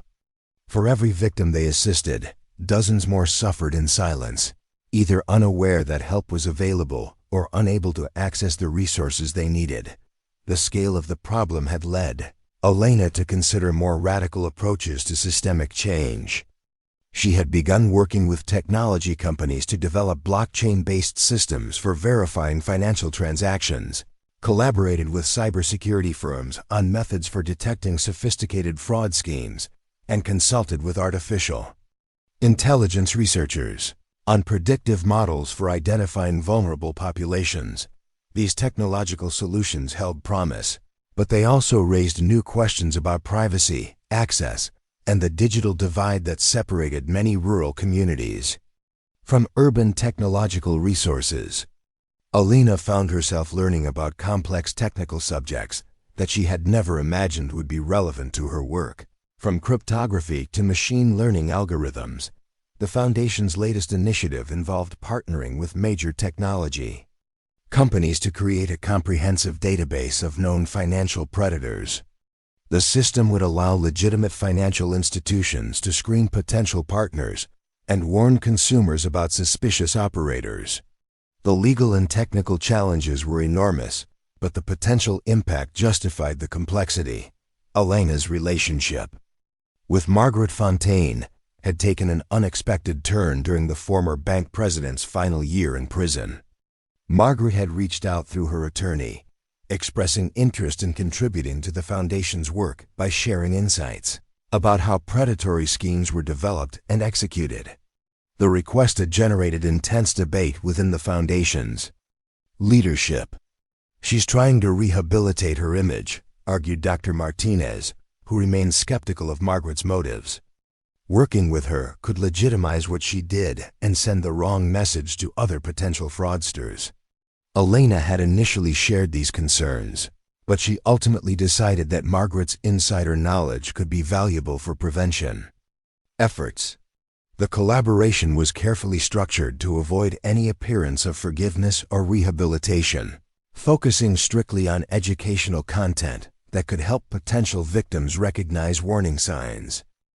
The sessions with Margaret were conducted via video conference, with Elena participating alongside law enforcement officials and fraud investigators. Margaret's explanations of how she had identified vulnerable targets and crafted deceptive practices were disturbing but educational. The information was incorporated into training materials that were distributed to banking regulators and consumer advocacy groups. "I targeted people like you because I thought you wouldn't fight back," Margaret had said during one particularly difficult session. Widows, elderly people, immigrants, anyone who seemed isolated or intimidated by authority. I was wrong about you, but I was right about most of my other victims. Elena found these conversations emotionally exhausting, but professionally valuable. They reinforced her understanding that predatory practices were calculated and systematic, not the result of individual bad actors making isolated poor decisions. The institutional and cultural factors that enabled such schemes required systemic solutions that went far beyond prosecuting individual criminals. The Foundation's work had begun to attract attention from unexpected quarters. Elena had been contacted by whistleblowers from major financial institutions, regulatory agencies, and government contractors who wanted to share information about ongoing fraudulent practices. Managing these sensitive relationships required skills in security and discretion that Elena had never expected to need. The whistleblower network had led to several major investigations and prosecutions, but it had also put Elena and the Foundation at risk. They had received legal threats from corporations attempting to prevent the disclosure of damaging information, and Elena had been advised by security consultants to take precautions against potential retaliation. The need for enhanced security measures was a constant reminder of how far Elena's life had diverged from the quiet existence she had once known. The ranch now had sophisticated alarm systems and security cameras. Elena's travel was coordinated with security professionals, and the Foundation's offices were protected by measures typically associated with high-profile corporations rather than non-profit organizations. Despite these challenges, Elena remained committed to the work that had emerged from her personal tragedy. The Foundation had become a significant force for systemic change, and Elena's voice carried weight in policy discussions that affected millions of people. The shy widow who had once been intimidated by a bank president was now someone that bank presidents feared. As Elena prepared for the Foundation's upcoming board meeting, she reflected on the journey that had brought her to this point. The organization she had built from her own suffering had become larger and more influential than she had ever imagined possible. But with that success came responsibilities and pressures that sometimes threatened to overwhelm her sense of purpose. The challenge moving forward would be maintaining the Foundation's effectiveness while preserving Elena's own well-being and her relationship with Jake. The work was important, but Elena had learned that sustainable advocacy required personal sustainability as well. Finding that balance would determine not just her future happiness, but the Foundation's long-term impact on the communities it served. 7 years after her arrest, Elena stood at the podium of the World Economic Forum in Davos, Switzerland, addressing an audience of global financial leaders about the future of ethical banking. The woman who had once been unable to understand her own mortgage documents was now proposing radical reforms to international financial systems that could reshape how money moved across borders. The speech had been months in preparation, but Elena felt the familiar surge of adrenaline that always accompanied high-stakes presentations. She wore a charcoal gray suit designed by a sustainable fashion company that aligned with her values, and her confidence was evident in every gesture as she outlined her vision for a global financial system that prioritized protection over profit.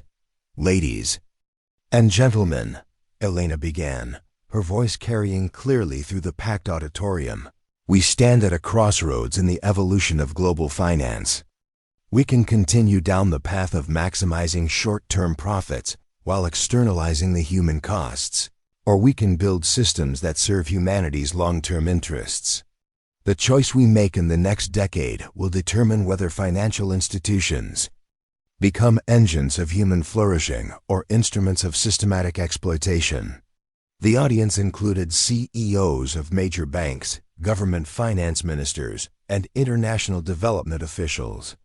Many of them had initially been skeptical of Elena's inclusion in the forum, viewing her as an activist rather than a serious policy thinker. But her Foundation's research and the concrete policy victories they had achieved had earned her a seat at tables previously reserved for Traditional financial elites. Elena's presentation outlined a comprehensive framework for what she called community-centered finance, a system that prioritized local economic development over extractive investment strategies. The concept had emerged from years of studying how predatory lending destroyed rural communities and researching alternative models that strengthened local economies instead of draining them. The framework included specific mechanisms for community ownership of financial institutions, transparency requirements that would make predatory practices impossible to conceal, and incentive structures that rewarded banks for improving local economic indicators rather than simply maximizing their own returns. The village where I live has a population of 3,000 people, Elena told the audience. 7 years ago, our local bank was taken over by an institution that saw us as targets rather than partners. The result was systematic wealth extraction that nearly destroyed our community. Today, that same community hosts an internationally recognized research center and serves as a model for sustainable rural development. The difference wasn't a change in our natural resources or human capital. The difference was a change in how finance operated in our community. The response to Elena's presentation was mixed but intense. Progressive voices in the audience saw her proposals as visionary, while traditional banking representatives argued that her reforms would stifle innovation and reduce access to capital. The debate that followed her speech continued in smaller sessions throughout the forum, with Elena finding herself at the center of conversations about the fundamental purpose of financial systems. Back in Millbrook Valley, the foundation had evolved far beyond what Elena had originally envisioned. The organization now operated research centers in 12 countries, maintained a staff of over 200 people, and managed an annual budget that exceeded $50 million. The growth had been both exciting and concerning as Elena struggled to maintain the personal connection to victims that had originally motivated her work. The Foundation's latest initiative was its most ambitious yet, the creation of alternative banking institutions designed specifically to serve rural and underserved communities. Working with credit unions, community development organizations, and technology companies, Elena's team was developing a network of financial institutions that would operate according to the principles she had outlined in Davos. The pilot program had launched in 6 communities across 3 states, each with different economic characteristics and challenges. The results were promising but complex, revealing the intricate relationships between finance, local culture, and economic development that Elena had only begun to understand when her advocacy work started. In Millbrook Valley itself, the transformation had been remarkable. The community that had once been threatened by predatory lending now hosted visitors from around the world who came to study sustainable rural development. The Foundation's presence had attracted other organizations and businesses that aligned with its values, creating an ecosystem of social enterprises that provided good jobs while advancing the community's environmental and social goals. Elena's personal life had found a rhythm that balanced her global responsibilities with her commitment to place and community. She and Jake had developed a schedule that kept her home for at least 2 weeks each month, time they used to focus on their ranch operations and their relationship. The forced periods of stillness had become essential for Elena's mental health and creative thinking. Their marriage had weathered the challenges of Elena's intense travel schedule and public profile, but not without cost. Jake had occasionally struggled with the secondary role he played in Elena's public life, and Elena had sometimes felt guilty about the sacrifices her work required from both of them. They had worked through these tensions with the help of a couples counselor who specialized in high-pressure careers. The decision to remain childless had become final when Elena turned 50. The biological window was closing, and both she and Jake had come to see their work as their legacy. The Foundation employed dozens of young people who had become like family to Elena, and the communities they served provided the sense of nurturing and continuity that children might have offered. Elena's relationship with Margaret Fontaine had evolved in unexpected ways during Margaret's final years in prison. And after her release, the former bank president had become an unlikely ally in the Foundation's educational efforts, providing insights into predatory practices that helped train both regulators and potential victims. Their collaboration remained strictly professional, but Elena had developed a complex understanding of the circumstances that had led to Margaret's crimes. "I was trapped by expectations and systems I didn't fully understand," Margaret had explained during one of their video conferences. "I'm not excusing what I did, but I want people to understand that individual criminals are usually symptoms of larger systemic problems. If you want to prevent future Margaret Fontaines, you need to change the systems that create them." This perspective had influenced Elena's approach to policy advocacy, leading her to focus more on structural reforms than on punishing individual wrongdoers. The Foundation's research increasingly emphasized the cultural and institutional factors that enabled predatory practices, rather than simply documenting their occurrence or helping victims after the fact. Elena's book had been followed by 2 more volumes that expanded her analysis beyond personal narrative to encompass broader questions about power, justice, and community resilience. The trilogy had established her as a significant voice in conversations about economic inequality and corporate accountability, bringing academic credibility to complement her practical experience. The latest book, Systems of Trust: Rebuilding Financial Democracy, had become required reading in business schools and policy programs around the world. Elena found herself invited to speak at universities where her work was studied alongside that of established scholars and theorists. The transition from victim to expert to thought leader had been gradual but profound. The Foundation's research had begun to influence international development policy as well. Elena had been invited to consult with the World Bank, the International Monetary Fund, and various United Nations agencies about incorporating community-centered principles into their lending and development programs.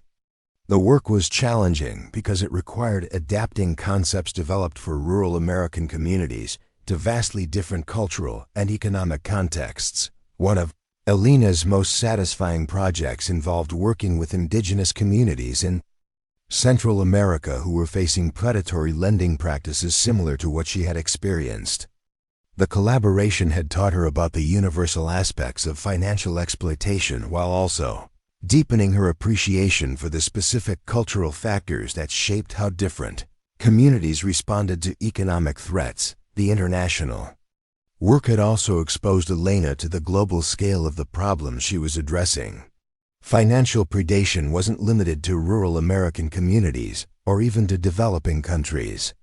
Urban populations in wealthy nations, immigrant communities, elderly people, and small business owners everywhere face sophisticated schemes designed to separate them from their assets. This global perspective had led to the creation of the International Financial Justice Coalition, a network of organizations working on financial reform in over 30 countries. Elena served as the coalition's first president, a role that required her to master the complexities of international diplomacy while maintaining focus on practical solutions for vulnerable communities. The coalition's first major achievement was the development of international standards for ethical lending that were adopted by regulatory agencies in 15 countries.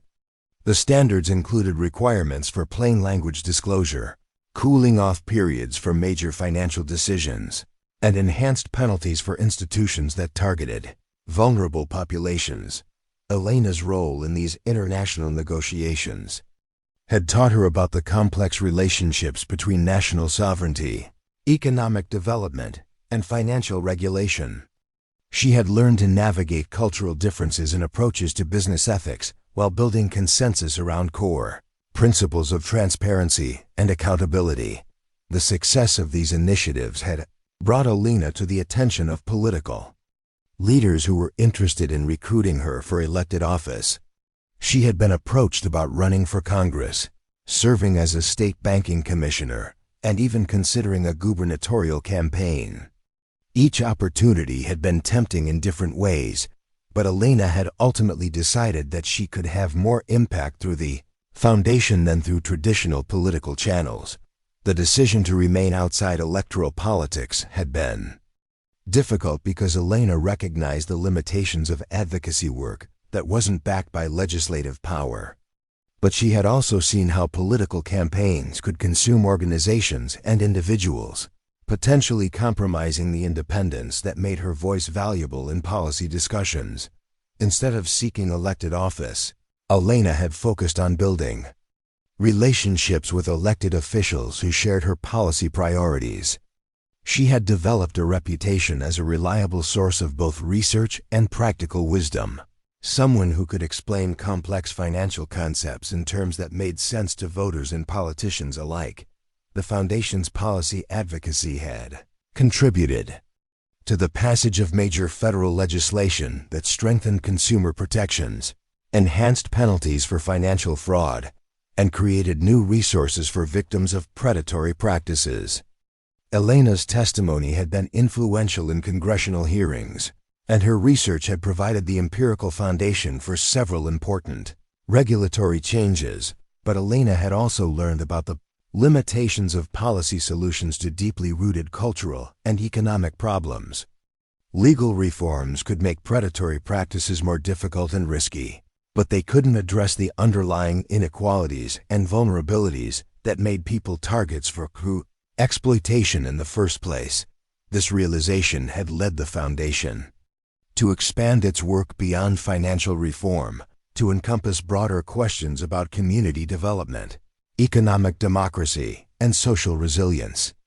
Elena found herself working on issues ranging from affordable housing to renewable energy, always through the lens of how they affected rural and underserved communities. The Foundation's latest research project involved studying communities that had successfully resisted predatory development and maintained local economic control despite outside pressures. The research was revealing patterns of social organization and economic structure that enabled communities to protect themselves from exploitation while still participating in broader economic networks. Elena's personal transformation continued to surprise her. The woman who had once been intimidated by a bank president now regularly engaged with world leaders and corporate executives as an equal. She had developed skills in negotiation, strategic thinking, and public communication that she had never imagined needing, much less possessing. But the transformation hadn't erased the memory of her vulnerability or the trauma of her arrest. Elena still occasionally had nightmares about being handcuffed in church, and she remained acutely aware of how quickly circumstances could change for vulnerable people. This awareness informed her work and kept her grounded in the human dimensions of the policy issues she addressed.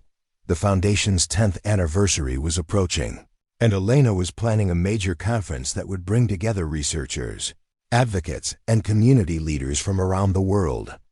The event would showcase the Foundation's achievements while also charting its future direction in an increasingly complex global economy.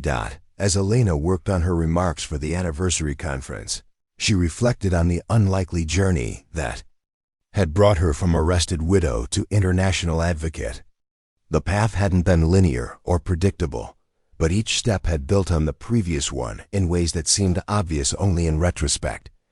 The conference would be held at St. Matthew's Church, the same sanctuary where Elena's transformation had begun. She wanted to honor the importance of place and community in her work while also demonstrating how local struggles could connect to global movements for justice. The symbolism was intentional, from personal tragedy to worldwide impact, all rooted in the soil of a small valley community that had chosen to support truth over convenience. 10 years after her arrest, Elena Hartwell Morrison stood before the largest gathering in the history of St. Matthew's Church.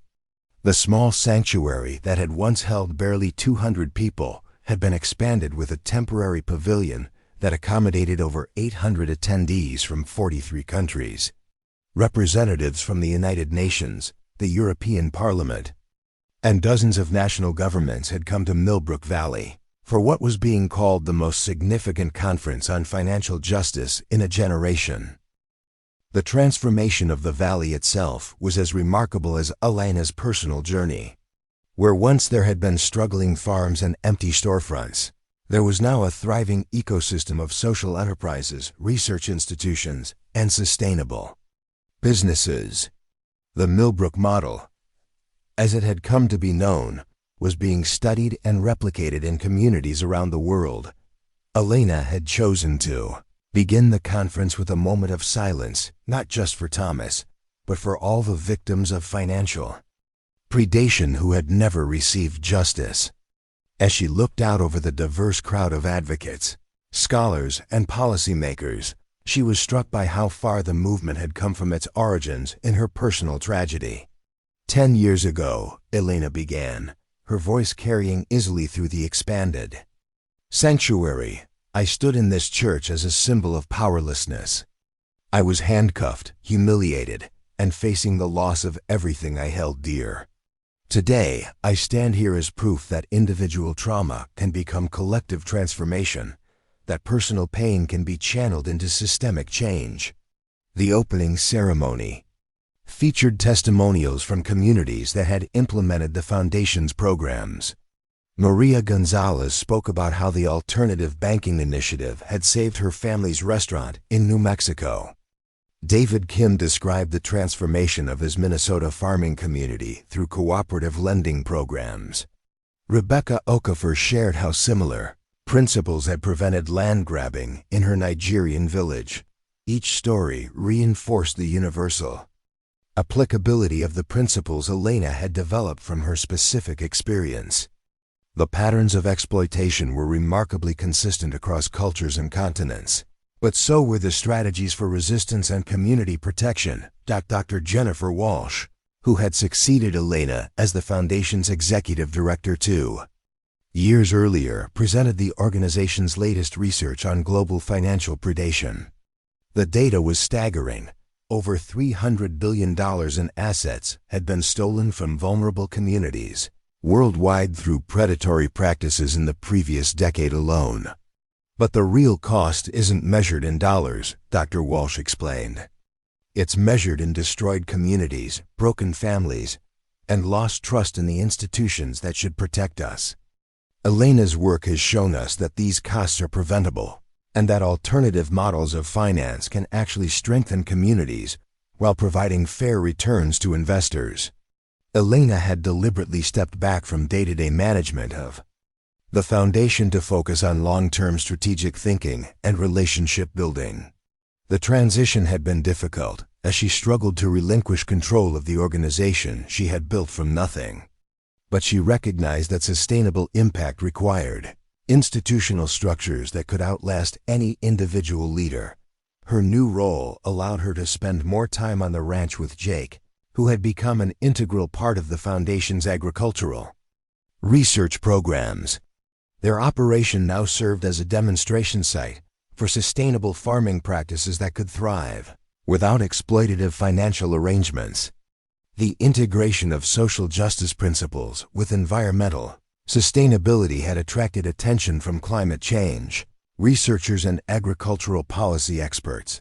The conference's first day featured presentations on the Foundation's major achievements over the past decade.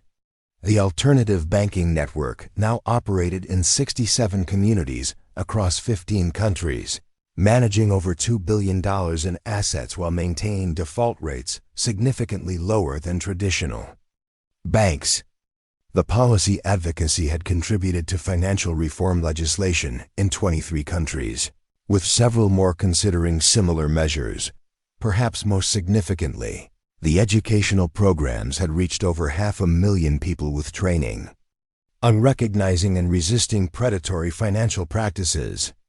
The ripple effects of this education were difficult to quantify, but likely enormous, as informed consumers were far less likely to become victims of sophisticated fraud schemes. Elena's keynote address on the second day focused on the lessons she had learned about systemic change. She had come to understand that sustainable reform required working simultaneously at multiple levels: individual education, community organization, policy advocacy, and cultural transformation. Change that last doesn't come from any single intervention, Elena explained. It comes from creating reinforcing cycles where individual empowerment strengthens communities, strong communities influence policy, and good policy creates conditions for more individual empowerment. The Foundation's work has succeeded because we've never focused on just one piece of this puzzle. The speech outlined Elena's vision for the next phase of the movement, expanding beyond financial justice to address the broader systems of extraction and exploitation that threaten communities worldwide. Climate change, corporate concentration, and technological disruption were creating new vulnerabilities that required the same kind of comprehensive response that had proven effective against financial predation. Elena announced the launch of the Resilient Communities Initiative, a 5-year program that would help communities develop integrated strategies for protecting themselves against multiple forms of exploitation while building sustainable local economies. The initiative would focus on rural and indigenous communities that face the greatest threats from extractive industries and predatory development. The announcement was accompanied by the commitment of funding from several major foundations and governments that had been inspired by the success of Elena's financial justice work. The initial budget of $100 million over 5 years represented the largest investment in community-based resistance to exploitation in history. Margaret Fontaine made a surprise appearance at the conference, her first public speaking engagement since her release from prison. Now 73 and in declining health, she had requested the opportunity to address the gathering as part of what she called her ongoing effort to make amends for the harm she had caused. "I cannot undo the damage I inflicted on Elena and countless others," Margaret said, her voice barely audible through the microphone. "But I can use my remaining years to help people understand how predatory systems operate and how they can be dismantled. Elena has shown extraordinary grace in allowing me to contribute to this work, and I am committed to honoring that trust." Margaret's presentation focused on the psychological and institutional factors that enable good people to participate in harmful systems. Her analysis drew on her own experience as well as research she had conducted with other former financial executives who had been involved in predatory practices. "The banality of evil is real," Margaret concluded. "Most financial predation isn't committed by cartoonish villains, but by ordinary people working within systems that reward harmful behavior while obscuring its consequences. Preventing future predation requires changing these systems, not just punishing individual wrongdoers." Elena found Margaret's participation emotionally challenging but intellectually valuable.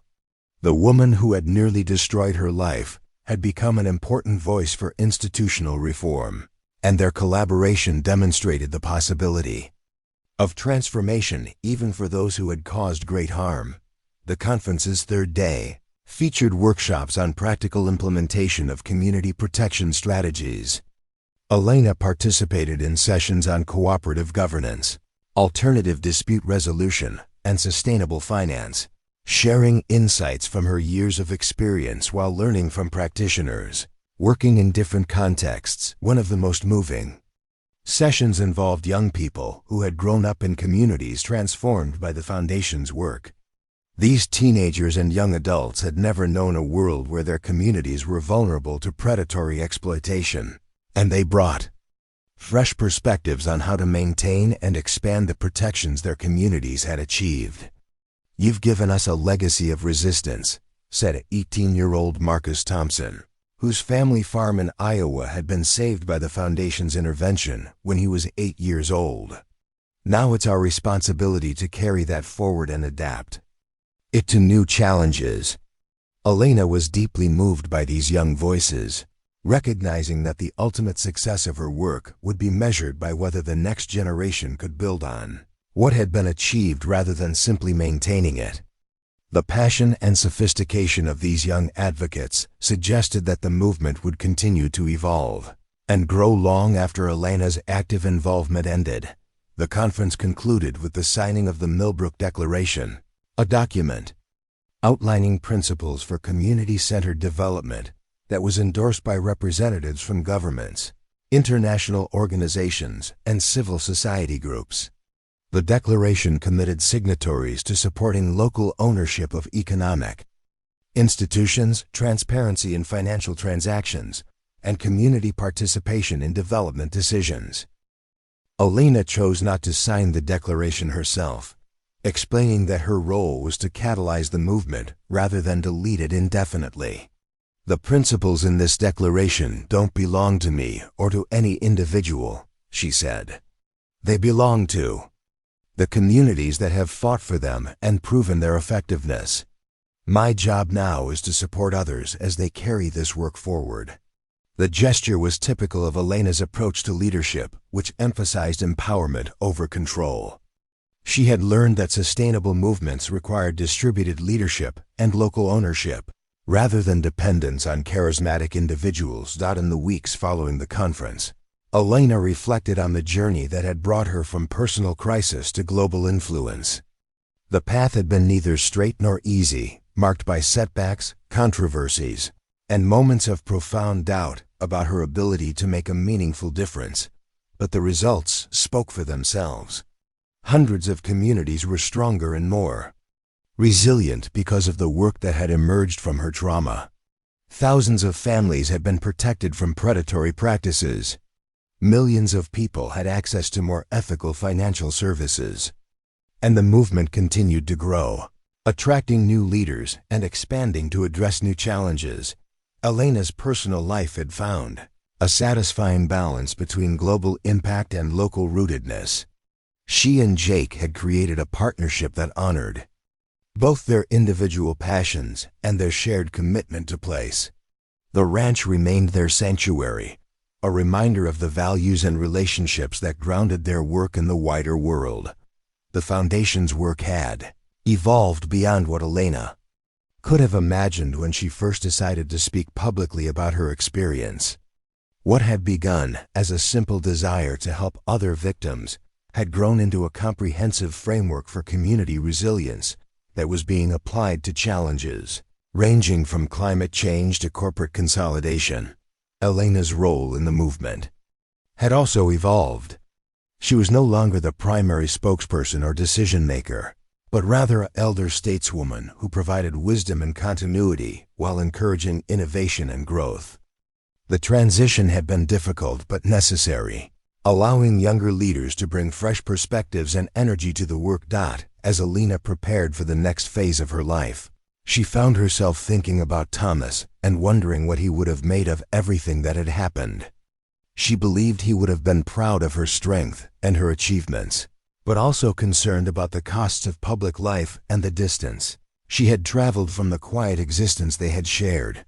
The ranch house still contained reminders of their life together, photographs, furniture they had chosen together, and the office where Thomas had kept the records that had become the source of so much trouble. Elena had preserved these spaces as shrines to their relationship while also creating new areas that reflected her current life and work. The 10th anniversary conference had marked the end of one chapter in Elena's advocacy career, but it had also opened new possibilities for the future. The Resilient Communities Initiative would require different skills and approaches than the financial justice work that had established her reputation. The challenge of expanding beyond her area of expertise, while maintaining the effectiveness that had made her successful, would test everything she had learned about leadership and social change. Elena faced this challenge with the confidence that came from a decade of successful advocacy, but also with the humility that came from understanding how much she still didn't know. The world was changing rapidly, and the forces threatening vulnerable communities were evolving in ways that would require constant adaptation and learning. The woman who had once been overwhelmed by a mortgage document was now helping communities around the world navigate complex challenges ranging from climate change to technological disruption. The transformation was remarkable, but Alina understood that it was just one example of the capacity for growth and change that existed within every person and every community. As she stood in the empty church after the last conference attendees had departed, Alina felt a deep sense of completion. The journey that had begun with her arrest in this sanctuary had come full circle, but it had also opened new paths that stretched far beyond anything she had originally imagined. The handcuffs that had once symbolized her powerlessness had been replaced by a different kind of binding, a commitment to justice and community that would shape the rest of her life. It was a burden she carried gladly, knowing that her individual transformation had contributed to something much larger than herself. 15 years after her arrest, Alina Hartwell Morrison stood in the same spot where she had once been handcuffed. But this time she was there for a very different ceremony. At 62, she was officiating the wedding of Marcus Thompson, the young man who had spoken so eloquently at the 10th anniversary conference, and Sarah Chun, Dr. Michael Chun's daughter, who had grown up watching her father work on the foundation's technology initiatives. The wedding represented something profound about what Millbrook Valley had become. Marcus was now a Rhodes Scholar studying sustainable agriculture at Oxford, while Sarah was a software engineer developing blockchain solutions for community banking. Their relationship had begun in the Foundation's youth leadership program, and their wedding was bringing together families from around the world who had been connected through the movement Alina had started. Alina had been ordained as a minister 3 years earlier, partly to serve the spiritual needs of her community and partly because she had come to understand her advocacy work as fundamentally spiritual in nature. The ceremony licensing her to perform marriages had taken place in the same church where she had been arrested, with Pastor Williams, now 87 and retired, placing his hands on her shoulders in blessing. "Love is an act of courage," Alina told the young couple as they exchanged vows. "It requires us to believe in a future we cannot guarantee, to make promises we hope we can keep, and to trust in something larger than ourselves. The same courage that builds lasting marriages also builds lasting communities." The wedding guests included many of the people who had shaped Alina's journey over the past 15 years. Jake sat in the front row, his hair now completely gray, but his eyes still bright with the quiet strength that had first attracted Alina to him. Dr. Jennifer Walsh was there with her own family, representing the foundation that continued to thrive under her leadership. Margaret Fontaine, now 78 and walking with a cane, sat quietly in the back, still working on her memoirs about corporate responsibility and personal redemption. The reception was held on the grounds of the Hartwell Morrison Ranch, which had been transformed into a demonstration site for regenerative agriculture and sustainable community development.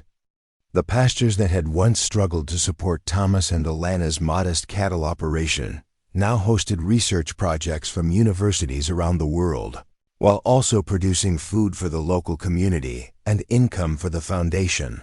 Alina had stepped back from most of her public speaking and advocacy work 2 years earlier, choosing instead to focus on mentoring the next generation of leaders and writing her final book. The Courage to Transform was part memoir, part philosophy, and part practical guide for people seeking to channel personal trauma into social change. The book had become a bestseller not because of Alina's celebrity, but because it addressed questions that millions of people were grappling with in an era of increasing uncertainty and social upheaval. How do you maintain hope when systems seem broken? How do you find meaning in suffering? How do you build something positive from the wreckage of what was supposed to be? Alina's answers were grounded in her own experience, but applicable to a much broader range of circumstances. She had learned that transformation was possible at any stage of life, that individual healing and social change were interconnected, and that the courage to act on your values could create ripple effects that extended far beyond what you could imagine. The foundation had evolved into something far more comprehensive than its original focus on financial justice. Under Dr. Walsh's leadership, it had become a center for what scholars were calling trauma-informed social change, an approach that recognized the connection between personal healing and collective action. The model was being applied to issues ranging from environmental justice to immigration reform to racial reconciliation. Communities dealing with industrial pollution were using foundation-developed methods to organize resistance campaigns while also addressing the psychological impacts of environmental degradation. Immigrant rights groups were applying lessons from Elena's experience to help asylum seekers navigate legal systems designed to intimidate and confuse them. The International Resilient Communities Network had grown to include over 300 organizations in 75 countries. Each member organization adapted the core principles to their local context while contributing to a global knowledge base about community protection strategies. The network's annual conference rotated between continents, but participants always began their gatherings by acknowledging the humble origins of their movement in a small American valley. Elena's personal transformation continued even as she entered what most people would consider retirement. She had begun painting, discovering an artistic talent that had been dormant throughout her years of activism. Her canvases depicted the landscapes and faces that had shaped her journey, but also imagined futures where the principles she had fought for were fully realized. The paintings were displayed in a small gallery attached to the foundation's visitor center, where they served as visual representations of the hope that had sustained Elena through the darkest periods of her struggle. Visitors often commented on the unusual combination of realism and optimism in her work, the way she could depict harsh realities while also suggesting the possibility of transformation. Jake had become Elena's primary collaborator in this artistic phase of her life, building frames for her paintings and helping her design installations that combined visual art with environmental education. Their partnership had deepened over the years, encompassing not just romantic love, but also intellectual collaboration and shared purpose. They had never had biological children, but they had become surrogate parents to dozens of young activists who had spent time at the ranch learning about community organizing and sustainable agriculture. Many of these young people now led organizations of their own, carrying Elena's influence to communities and causes she had never directly touched. The ranch itself had become a pilgrimage site of sorts, attracting visitors who wanted to see where the movement had begun and to experience the integration of social justice and environmental sustainability that Elena and Jake had created. They hosted workshops, retreats, and conferences throughout the year, always emphasizing that their model was just one example of what was possible when communities took control of their own development. Elena's relationship with technology had evolved significantly over the years. Initially skeptical of digital solutions to social problems, she had come to appreciate how technology could amplify human connections and community organizing efforts. The Foundation's apps and online platforms had made their resources accessible to people in remote areas who would never have been able to attend conferences or workshops. But Elena had also learned about the limitations and dangers of technological solutions. She had seen how digital platforms could be used to spread misinformation and manipulate vulnerable populations, and she had become an advocate for technological literacy as a form of consumer protection. The Foundation's latest initiative involved teaching rural communities how to create their own digital infrastructure, reducing their dependence on corporate platforms that might not serve their interests.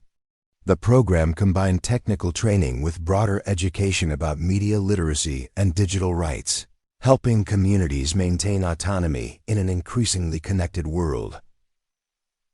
Elena's health had remained remarkably good despite the stress of her advocacy years, but she had become more conscious of her mortality and the need to ensure that her work would continue without her.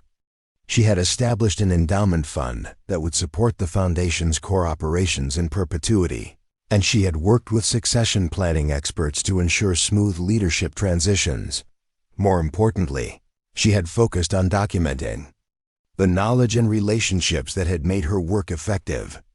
The Foundation's archives now contain thousands of hours of recorded interviews with community leaders, detailed case studies of successful organizing campaigns, and comprehensive guides for replicating their model in different contexts. Elena had also begun work on what she called her failure file, a collection of initiatives that hadn't worked and lessons learned from unsuccessful campaigns.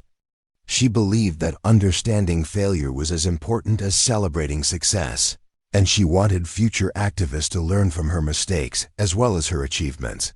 The 10th anniversary of Thomas's death had been a milestone for Elena's personal healing journey. She had finally been able to visit his grave without the crushing weight of grief that had once overwhelmed her. Instead, she felt gratitude for the love they had shared and recognition of how his values had influenced everything she had accomplished since his death. Elena had also made peace with the knowledge that Thomas would probably not have chosen the public life she had embraced. He had been a private person who found fulfillment in quiet service to his immediate community. But she believed he would have supported her choices because they were expressions of the same values he had lived by: honesty, compassion, and commitment to justice. The Foundation's research had begun to influence academic understanding of social movements and community development. Elena's model of trauma-informed activism was being studied in sociology and political science programs, while her approach to community-centered economics was influencing business schools and development agencies. Several universities had established research centers focused on replicating and adapting the Millbrook model. Elena served on advisory boards for these centers, providing insights from her practical experience while learning from academic research that could improve the Foundation's work. The impact of Elena's journey extended beyond the communities directly served by the Foundation. Her story had inspired countless individuals to transform their own traumatic experiences into sources of strength and purpose. Support groups for fraud victims had formed in dozens of cities, using Elena's memoir as a guide for moving from victimhood to advocacy. Mental health professionals had also adopted Elena's insights about the connection between personal healing and social action. Trauma therapy programs now routinely included community service components, recognizing that helping others could be an important part of individual recovery. Elena's influence on financial regulation had proven durable, with many of the reforms she had advocated becoming standard practice in the banking industry. The community-centered banking model had attracted investment from mainstream financial institutions that recognized both its social value and its potential profitability. As Elena approached her 65th birthday, she was planning one final major initiative: the establishment of the Thomas Hartwell Institute for Community Resilience. The institute would be affiliated with the State University, but located in Millbrook Valley, ensuring that academic research remained connected to real-world applications. The Institute's mission would be to study and support community responses to various forms of crisis, from natural disasters to economic disruption to social upheaval. Elena envisioned it as a place where scholars and practitioners could collaborate on developing new approaches to community self-defense and mutual aid. The Institute would also serve as a repository for the movement's history and a training ground for future leaders. Elena planned to teach a course on the intersection of personal transformation and social change, sharing the insights she had gained from her own journey while learning from new generations of activists. Elena's legacy was already secure, but she remained focused on the future rather than the past. The challenges facing communities around the world were evolving rapidly, and she wanted to ensure that the movement she had helped start would continue to adapt and grow. Climate change was creating new forms of vulnerability that required innovative responses. Economic inequality was deepening in ways that traditional approaches to social justice couldn't address. Technological disruption was transforming the nature of work and community in unpredictable ways. But Elena faced these challenges with the confidence that came from 15 years of successful activism. She had learned that ordinary people could accomplish extraordinary things when they channeled their pain into purpose, their anger into action, and their despair into determination. As she stood in the church where her transformation had begun, watching Marcus and Sarah begin their new life together, Elena felt a deep sense of completion. The young woman who had been handcuffed in this sanctuary had become someone she could never have imagined. A leader, a teacher, a healer, and a bridge between the world as it was and the world as it could be. The handcuffs were long gone, but Elena carried with her something more valuable, the knowledge that even the most painful experiences could become sources of wisdom and strength. She had learned that love was indeed an act of courage, that communities could heal and transform themselves, and that one person's decision to turn trauma into purpose could create waves of change that reached around the world. In the end, Elena's story was not really about banking fraud or rural economics or even social justice. It was about the human capacity for growth, the power of community, and the possibility of transformation that exists in every moment of crisis and choice. It was a story that would continue long after Elena herself was gone, carried forward by all the lives she had touched and all the communities she had helped to heal. Up next, you've got 2 more standout stories right on your screen. If this one hits the mark, you won't want to pass these up. Just click and check them out.